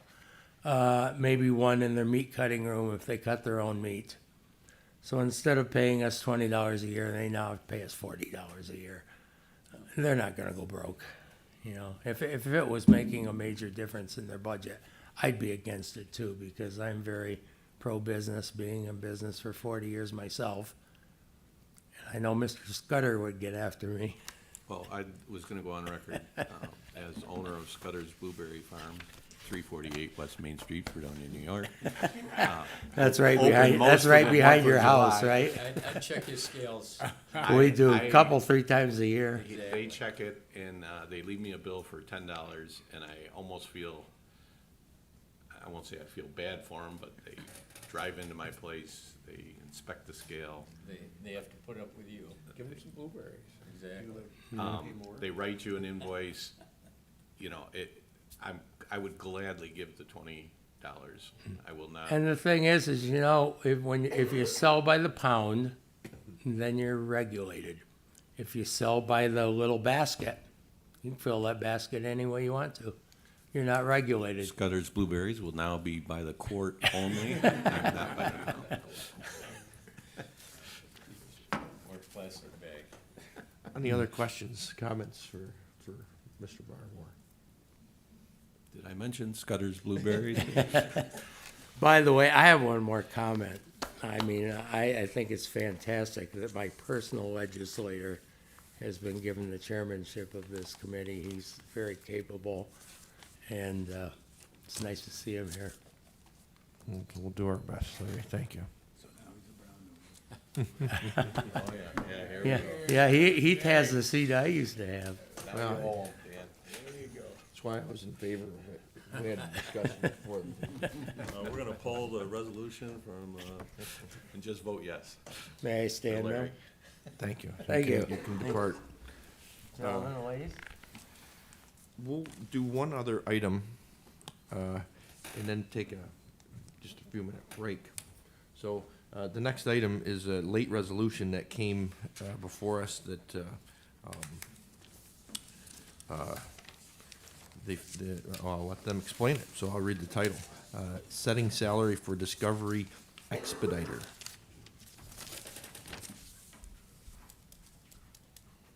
Good morning. For those of you that don't know me, I'm Madeline Contiguglia. I'm the executive assistant to the district attorney. Unfortunately, the DA is not available because he's in jury selection for a trial that's going on, so I am here to present on our resolution. Can you first cover why we are seeing this as a late addition? And, We had been working with HR to develop this new position that we've titled a Discovery Expediter. We do have an immediate need for this position in our department, and we did not want to delay it any further than to go to the February meeting. So we are grateful that you accepted our resolution, and I'm going to try to explain our situation with Jason's passion as best I can. Thank you. I know most of you have been in discussion with us for our office's needs, whether in public safety or in committee and in the budget hearings. But the DA's office has been working diligently to comply with the CPL 245 law, which is the discovery laws that went into effect in January of 2020.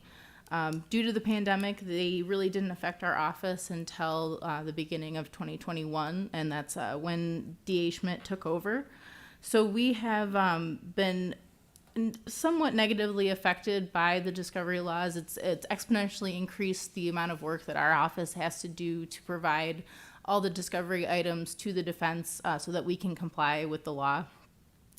We've been working amongst our staff to develop a best plan of action for complying with these discovery laws, and we have worked with HR diligently and settled on this discovery expediter position. Some of the duties of this position will include gathering and collecting police files for the DA's office and acting as a liaison between our office and municipal police agencies. It'll be reviewing all the documents collected from each agency, and that can include body cam footage, police reports, supplemental reports. Pretty much the police agencies are constantly developing their cases, and so we might receive 50 pages of police reports for the initial incident, but 2-3 days later, there might be a supplemental report that could be 10 or 15 more pages, and we need to collect that information so that we can turn it over to the defense.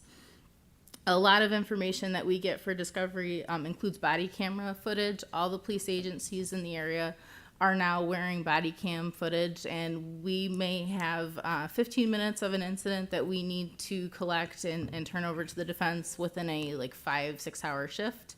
So there might be a significant amount of footage where our office only needs about 15 to 30 minutes of it.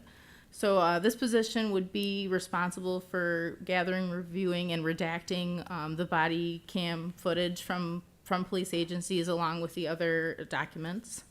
It would assist our attorneys with preparing and serving discovery to defense counsel. And it would also assist our attorneys and our paralegals with preparing for court appearances. Other counties across the state have been developing similar positions, such as the Discovery Expediter. We looked at positions in Nassau and Suffolk County to develop this job description. HR has determined this position to be a CSEA grade 12, and we've estimated this cost to be approximately $62,100, which we would then be leaving a legal secretary position in our office currently vacant and creating and filling this new position. And we have, we'll be able to cover the cost of this new position with the vacancy of that legal secretary position because it was budgeted at $63,223. We also anticipate some vacancies in our assistant district attorney positions, which would also help to cover some costs associated with this new position. And it would also be grant funded through the Discovery Reform Grant that we received last year and this year. I did make an error in administrative services and said that this would be an additional grant funded position. That was not correct. It is replacing the legal secretary position that is grant funded or was grant funded with this new position. So it should not have an effect on our local share, either up or down. Yes, sir. Mr. Chairman, so that is 100% grant funded? Yes. Thank you. This year. For this year and should be for next year as well. And a couple questions. I have a 35 or 40-hour work week. It's a 40-hour work week. So moving forward, this is a new position. This year, you obviously have some funds available from other vacancies. So Yes. next year, we will be +1. No, we would be eliminating a legal secretary position that we have. And so right now it would be that we create this position of the Discovery Expediter, but we have one vacancy of a legal secretary. And then when we create the budget for 2024, the legal secretary position will be eliminated and we'll have the Discovery Expediter. So we shouldn't have any FTE increases. Okay, as of this point. As of this point. Things can always change. Understood. Mr. Chairman. Please. One of the things that I heard from Jason Schmidt on Monday, and it's not a negative that you didn't say. Not at all. It's something that I heard loud and clear and was thinking about when this was presented, was he also, it helps the DA's office. They have to be accurate. They have to cross all the Ts and dot the Yes. Is. And there is a chance of dismissal of a case. Yes. If the evidence isn't handled Yeah, correctly or we presented. have had some issues in our office where items were not collected in a timely fashion. They were not turned over in a timely fashion, and unfortunately, that precludes some evidence, or it results in a mistrial, or it just makes the case more difficult for our office to prosecute. Even though we had the information, it just wasn't turned over in the time frame given to us by the laws. So I see that as a huge need. And I'll add to that, the last few years in budgets time, I've asked a question to Mr. Schmidt in regards to, is he comfortable with the staff he has? And he always, it's a tough answer because he says, well, we're going to make do with what we have, but we're struggling. And I've heard that. And I asked him specifically if that factor comes into play of how we actually are trying our cases. I'd like to make sure that the district attorney's office has the people and duties it needs to do the job properly. I think that the state had put down these new laws, and I think this is a little slow at coming out, honestly. Yeah. Because it's really certainly taxed the people that probably were already taxed, and now they're taxed even more to be able to have to do these discovery things. And like Mr. Scudder pointed out, there has been cases that have suffered and Yeah, you know, very been lost few. and You know, overturned, we but try and do our best to make sure that understood. none of our cases suffer, but you know, unfortunately, it does. It has happened, and we think that having this position devoted only to collecting and assisting with serving discovery, the hope is that it reduces the amount of things that get missed and maybe fall through the cracks. And I hope that it puts the focus for the attorneys to be able to focus on the case a little more versus the discovery, which is still an important piece of it. I don't want to take that away, but it's Yeah, they it can allows focus them. on other things Yeah, as it well. allows them Okay. to work more with the facts of their case, rather than making sure they have all of the, The pieces of details, yeah. paper that need to be turned over. Understood. Terry? Yeah, Dan, Manny, technically, the legal secretary position is not being eliminated. It's just not being filled. Correct. Because if it was eliminated, that position would be taken right out of your budget. Correct. That's not happening. Yes. You're just not filling it, it's vacant. Yes. And you're gonna use the money from that for this discovery expedite. Yes. Yeah. Correct. So we have an understanding, and I've talked to Kathleen about this, that the legal secretary position will remain in our budget for 2023, but we will not be filling it. It'll be vacant. Correct. Gotcha. And my question was, is next year, and we have a verbal agreement that she will remove it next year. Yes. As of this point.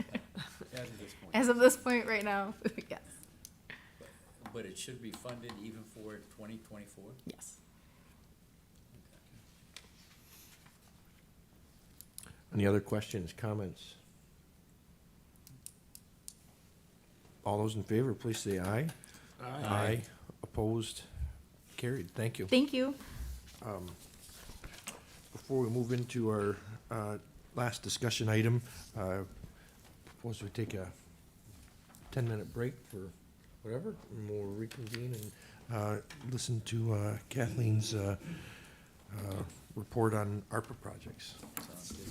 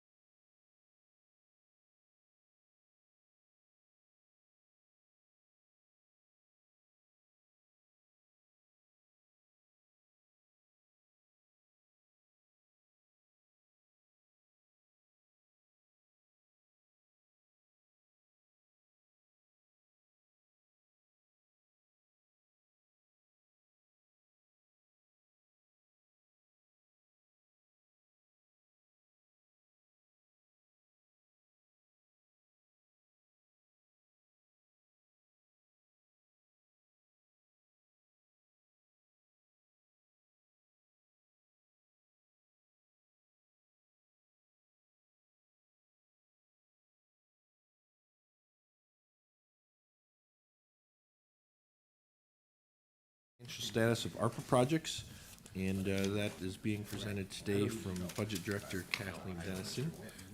So please take it forward. Sure. Thank you, Mr. Chairman. So you have two exhibits in front of you. The first one is what I call just the master project log. That's the one that has the smaller printing on it, more columns. The left half of the exhibit doesn't change. That's just a list of all the projects that are in the initial ARPA spending plan. And then moving to the right across the page, the first column after the break says budget not adopted. Those are the projects that have never been presented to you and formally adopted into an operating budget. And as you can see, there's not very many of them. And I just want to comment on a couple of them. Project number 1, the lead-based paint remediation, $700,000 project. We have communicated with the health department and asked, as it says in the comments, asked for an implementation plan for that project by the end of February, because it hasn't really been moving forward. So the department says they still want to do the work and that they'll have a plan to move that project forward by the end of next month, or not, that the plan will be presented by the end of next month. And that was a condition of them being able to keep that project in the spending plan. The next one that has not been budgeted yet is number 3, the IT upgrades for public health, and that's the same situation. We asked the department to have a plan to implement that project by the end of February.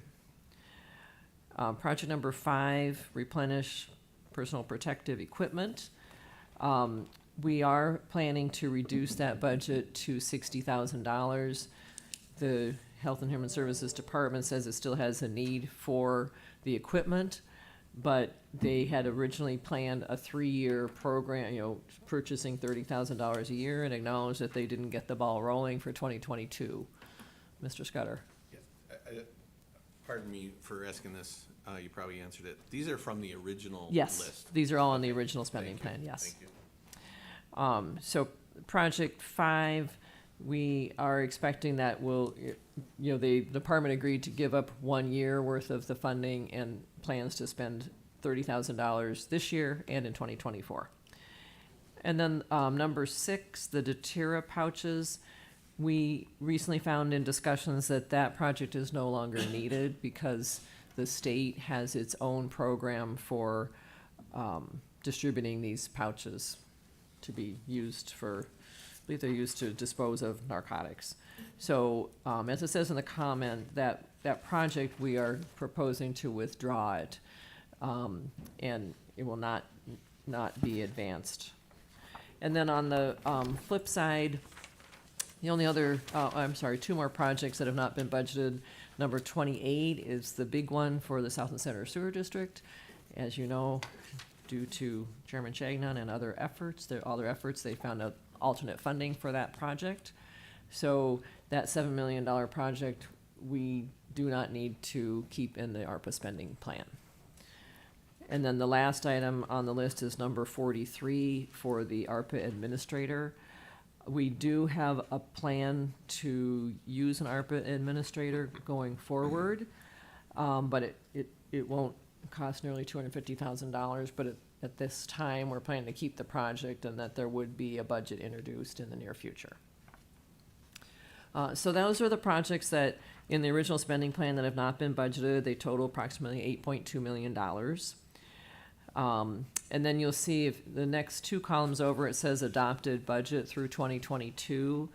At the bottom of the page, $15.5 million. That's the amount that was put into either the 22 or the 2021 budgets, out of a total award of $24 million. The next column where it says variance favorable or unfavorable, that's the variance between what has been budgeted and what amount was originally or is in the ARPA spending plan. And that's $852,000. So what we've budgeted for all projects that have been budgeted is $852,000 less than what's in the ARPA spending plan. But most of the reason for that variance is that a lot of these projects, they are multi-year projects, and most of that money we expect will be budgeted and used in 23 and 24.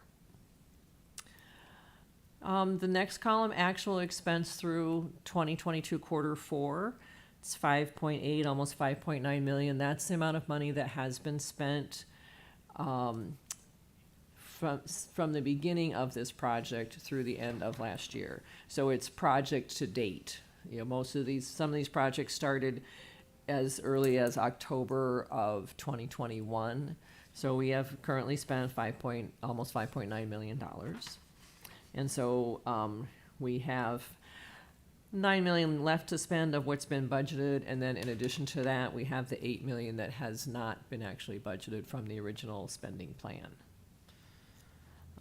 So any questions on the status of current projects? Obviously, there's a lot of information on here, and I'd be happy to, answer any more detailed questions if you have them.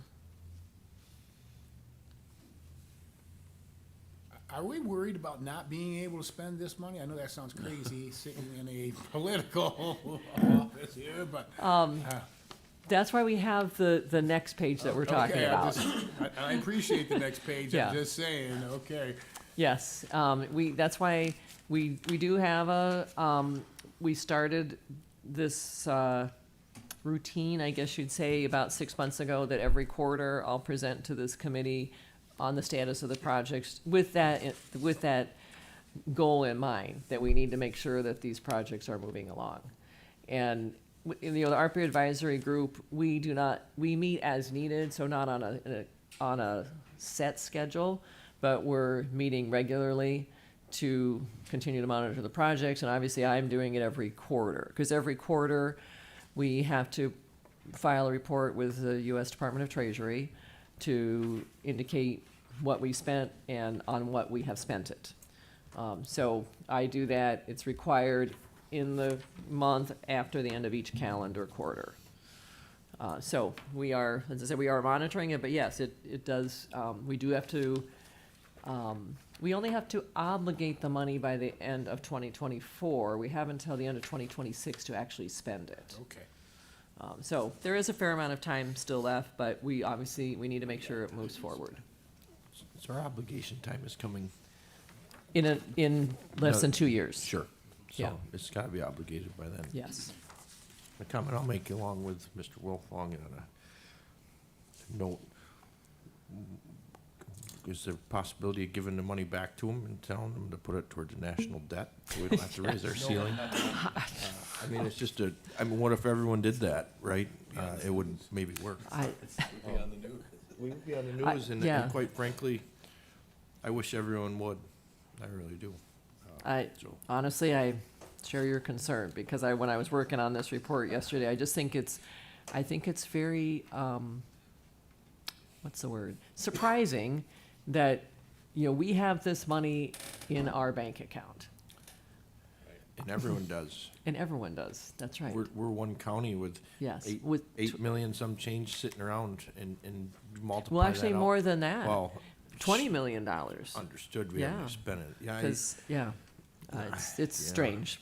And Times 62 times. that's just our county. That's not the city of Dunkirk or the city Right. of Jamestown. Let's Yeah. do that math real.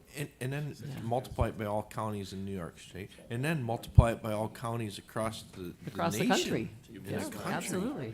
My Absolutely. gosh, we could help chisel away at that debt pretty easily if we all Absolutely. even gave back a little. Get some new So, chairs. I wouldn't necessarily. $24.8 billion nationwide. Hey, We could going be off precedent. Chautauqua County's model. Yeah, So just keep that in the back of our minds as we're moving forward. yes. We could be that little pebble that starts to, You never know. probably not. Can spend Yeah. the money by the road. But in the short term, we do have a plan to continue on, a plan to move forward and spend the $24 million. So that is the next page that I passed out to you. So Any questions on this And, last page before we move forward from anyone? So we're all happy with that. Let's see where we are proposing to obligate the funds? So the next page, that's the one that says American Recovery Act. Oh, I should probably change that because it's really the American Rescue Act. New requests as of 12/31/22. So in October, we, the county executive did send out a request to all the department heads to solicit new requests to use ARPA funds. Because at that time, we knew that we had a couple of projects that were going to be under budget. That was before we knew about the sewer district project, but we knew there was a chance that that would receive other funding. So we knew that we would have additional funds available. So this list is the requests that we received from all of the departments. In the upper right-hand corner, it says variance available, $7.8 million. That is the current estimate of how much of the original $24 million we don't need for the original spending plan. And that variance is made up, as obviously it's largely, the largest component is the sewer district project. But we do have a couple of other projects that we know are under budget or have been canceled. You know, as I mentioned, the Deterra project, pouch project, is no longer needed. And another project that we propose to cancel is the paving project at the Emergency Operations Center, $250,000. That project actually was budgeted, so that's why it's not in the list of budget never adopted. There is a budget for that project, but Noel Gutman and the current directors of the health department are now of the opinion that it's not a high enough priority, so they would like to cancel that project. So between the sewer district, that project, the Deterra pouches, some other projects that are under budget, we expect to have almost $8 million still available to reallocate. So the list of projects is, as I said, is everything that we've received from the departments. I did make, so all of the requests come out to about $5.5 million. This is the list that I will plan to send out to the full legislature, and this is the list from which we would ask department heads to bring individual proposals to you to fund their individual projects. You will see it on the bottom of the second page. As I said, right now this list of requests comes to almost $5.5 million. So obviously it's a little bit short of what we expect to have available. But it is still relatively early in this process. So we will continue to accept new requests from the departments. Because right now, if we did everything on this list, we'd still have about $2.5 million of funds still to spend. So again, on this list, I mean, if there are questions on individual projects, I'd be happy to address them to the extent that I can. But what the committee's, the ARPA working group decided yesterday is, as I mentioned earlier in this meeting, that I'll send out to the full legislature this list of new requests, as well as the individual project description sheets. As you may recall, when we did the original ARPA spending plan, each department, there's a form we had them fill out. Department heads fill it out. It's a one-page description of their project. So I'll send out this list of projects, the project details behind them. I'll also send out our policy for accepting and reviewing new projects, and send out the current list or current report of how much we have spent.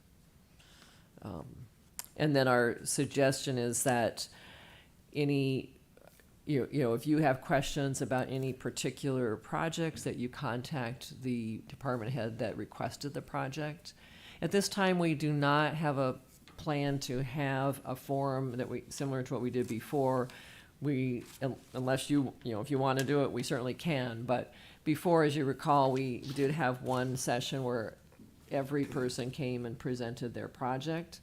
At this time, we're suggesting that, as I said, you can contact individual department heads if you have questions on individual projects. And just keep in mind that none of these projects are budgeted until the department head comes before you and proposes an amendment to amend his budget to obligate the funds for that particular project. So that's everything that I've planned to present. So if you have any questions, I'd be happy to address them. Anyone have a question or comment regarding the method in which we proceed with adding future projects to the list? Does anyone have a preference on how or should they state how they want to?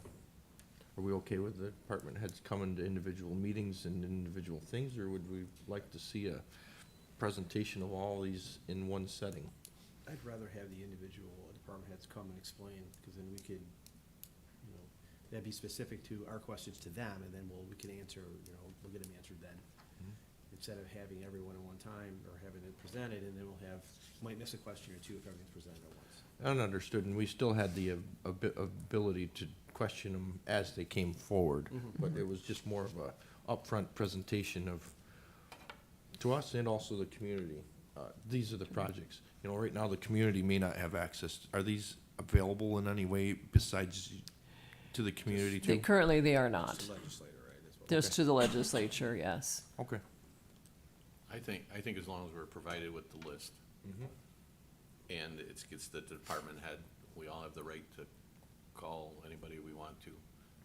And then we've got the list, we've got the dollars, and then, we can do our due diligence beforehand, and then as they're presented at committees, that gives us an opportunity.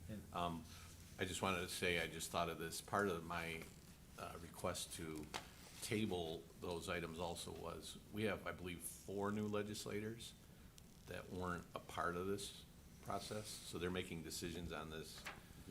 And I think they should, that was part of my, and that's almost 22.5% of the legislature wasn't familiar with the original list, so just to defend my motion. Is this available to the public in any way, or can it be? It can. It certainly can be. It is not now, aside from being discussed, obviously, in this public meeting.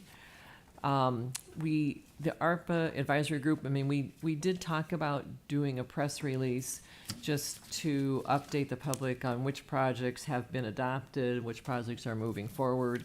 We have not done that yet. One other way that so we can. I think it's important that we do it, Yeah. just so it's not appearing that it's done behind, Correct. or that we aren't having a new proposal like we did last time to avoid anything. I feel that we are being always open as we can, and that's my only thing. I am in agreeance that we can just handle them case by case as they come through. We don't need a big fancy presentation again. But I think as long as this is accessible somehow, way, shape, or form, it would be helpful too to the community. You think put on the county website or something, Dan, I'm a contractor. I build houses, and I always revert back to that when it gets into technical questions. I think it's just a common. I'm a contractor, and I build houses. I think, yeah, no, however, Well, we can however do a people press think. release. Press release plus the county website or something. Something. Yes, and the other thing I was going to mention is that some of the projects within the ARPA spending plan are capital projects just because of their nature. And we are right now working on a new module to post all capital projects on the website, or there'll be a link to a new capital project system where it shows the status of all capital projects, not only the ones funded with ARPA, but so hopefully by the end of March, that should all be available. So the public could see the status of, as I said, any capital project. The ones that are not, from a financial standpoint, are not capital projects, they'll not be part of that new quote-unquote transparency module. So that's coming. And I think that the hiring of the new media correspondent for the county would be helpful in being able to put this out there also. So, Yeah. you know, I think it's important that we just keep that in mind, that it is available and that people know what we intend to use these funds for, because it's Yeah. important. Yeah. So, And one other comment that I would add is, I mean, the exhibit will be a little different than what you're looking at today, because in the variance available column, you'll see some negative numbers. That is projects that, that the ARPA advisory group, told the departments they had our approval to move forward. But, so I might, you know, before it's released to the public, maybe it revise that, because as you know, like the Overland Trail Phase 3, the Waterways Master Plan, those projects have not yet been obligated. And the same thing with the EMS gear, that's the other one that we withdrew this month. The Air Service Development Analysis, we have talked to the department, but it has not been obligated yet. So in that column, the only ones that have been obligated would be, assuming that it's approved by the full legislature, the SWAT Bearcat vehicle and the dive boat. So on page 2, that negative 400,000, the negative 48,135, those two amounts have moved forward to be spent out of the available variance.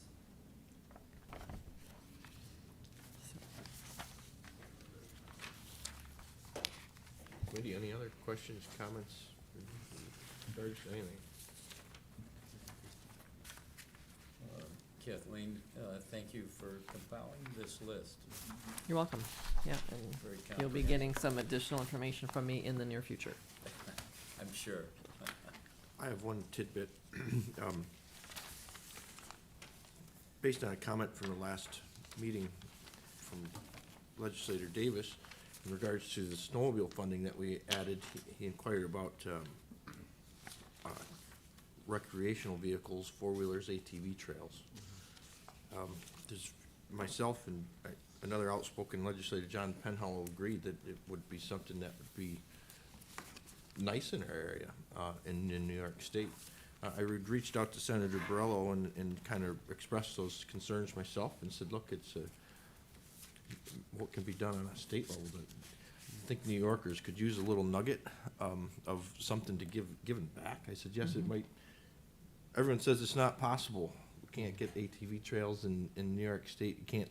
But I think it's possible, and if you go on an approach that it can't be done, then it won't be done. So I think, you know, I don't want to necessarily close the door to the possibility of that being involved in any of this.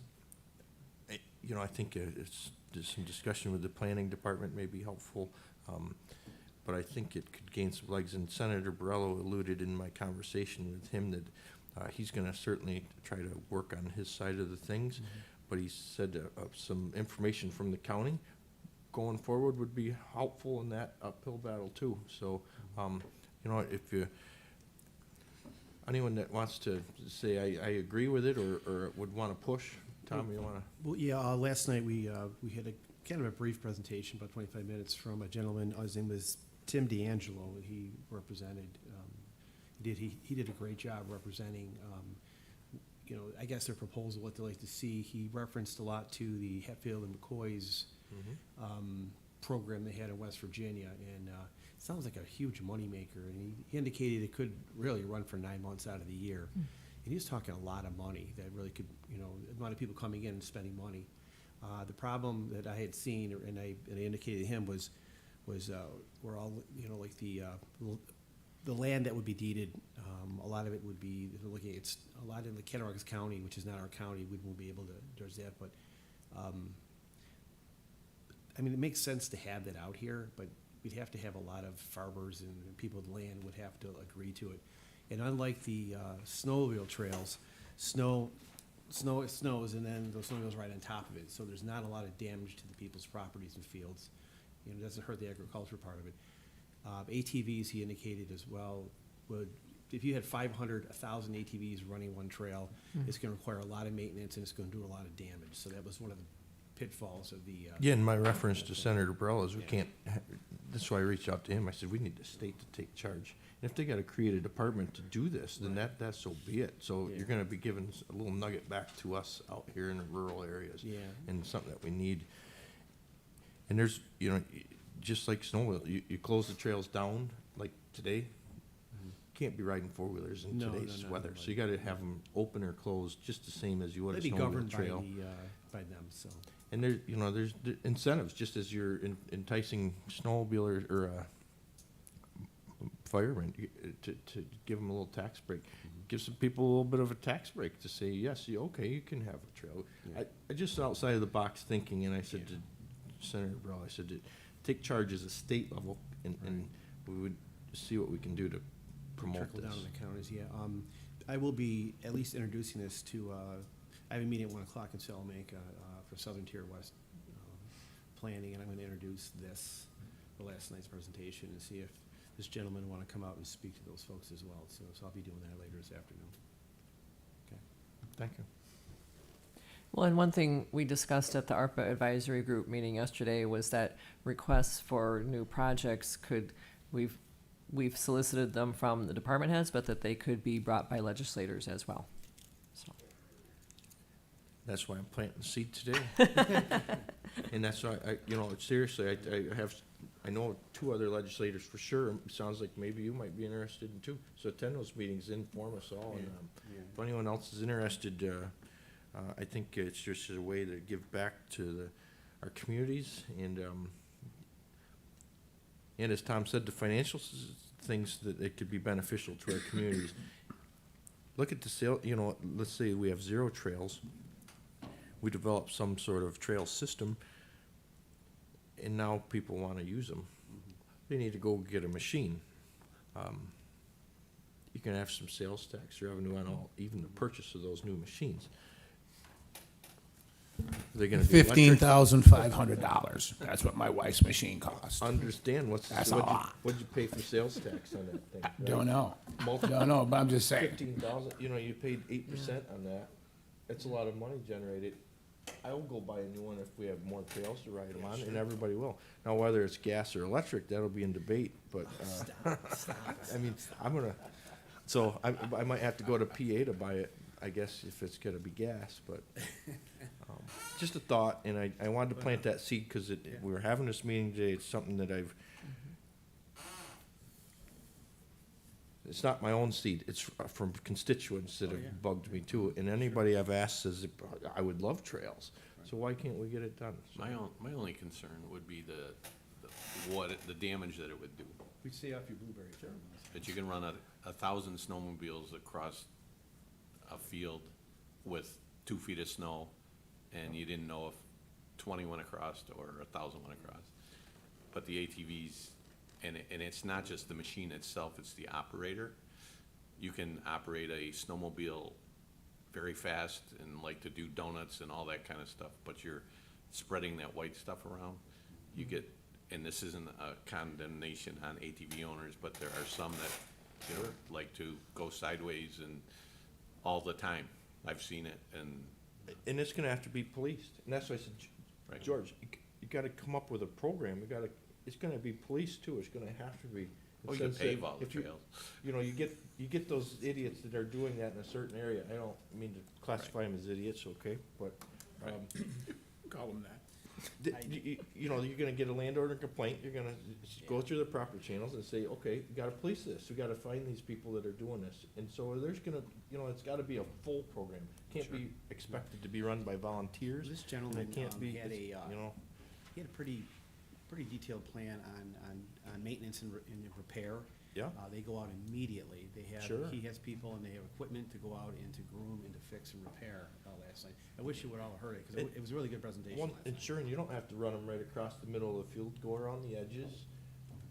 You know, try to get in touch with I'm not, the I'm not against And it. so I think your utility companies, you know, We- you got these gas lines that run all over, power lines, you could run them right underneath. It's power just lines in certain instances, policing you know. knuckleheads. We used to have 150 acres over in West Valley, and it was the main trail from Springville to Ellicottville. And it remained the main trail for about 6 years after we bought the property, and then it got closed.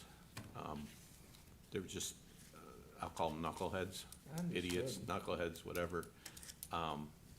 You know, please stay on the trail. And most everybody did. And then you get that one guy that took out 600 new pine trees that you planted, and you could handle picking up bottles and cans in the spring. You just expected it, or whatever was out there. But the land wasn't ruined. What we planted got ruined, but the land itself. So I'm not trying to be negative. No, and I it just- still comes down to landowner's choice and participation. That's Under- what I was you know, gonna say. Right. Dan, I think your biggest problem is going to is getting permission from landowners. They're gonna be concerned about liability. Understood. So I think that's gonna be, But how do the that's gonna snowmobiles, be a concern. the snowmobiles get around that liability somehow? They have to, right? Well, So, okay, there's a difference between snowmobiles and ATV vehicles or whatever, too.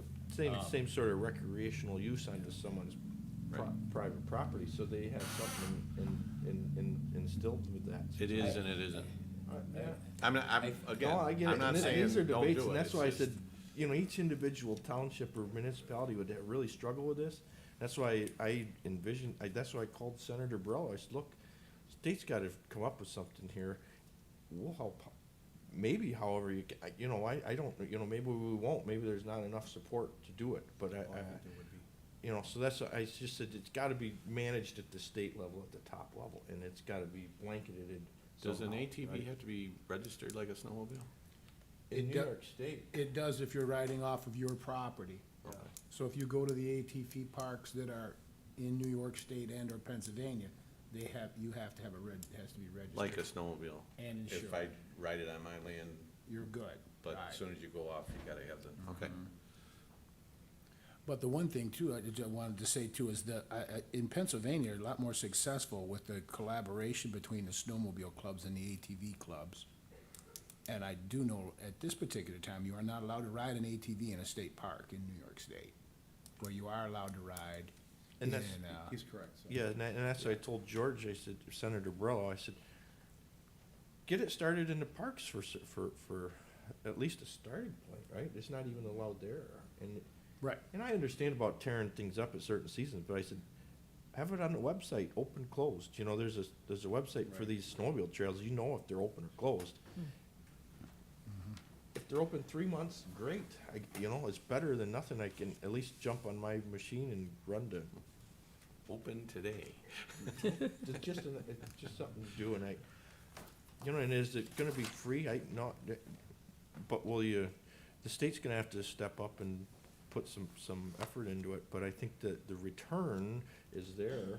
It's hard to justify. Mr. Wolfong, machine alone paid for a week's duty of a policing agent, so, you know, if there's 365 new machines sold in New York State, it'll pay for that person for the, you know, multiple people. So, just a seed I wanted to plant and open for discussion. Anyone else have anything for the good of the order? Good. Entertain a motion to adjourn. A second. I'll second that. All those in favor, please say aye. Aye. Aye. Opposed, carried. Thank you.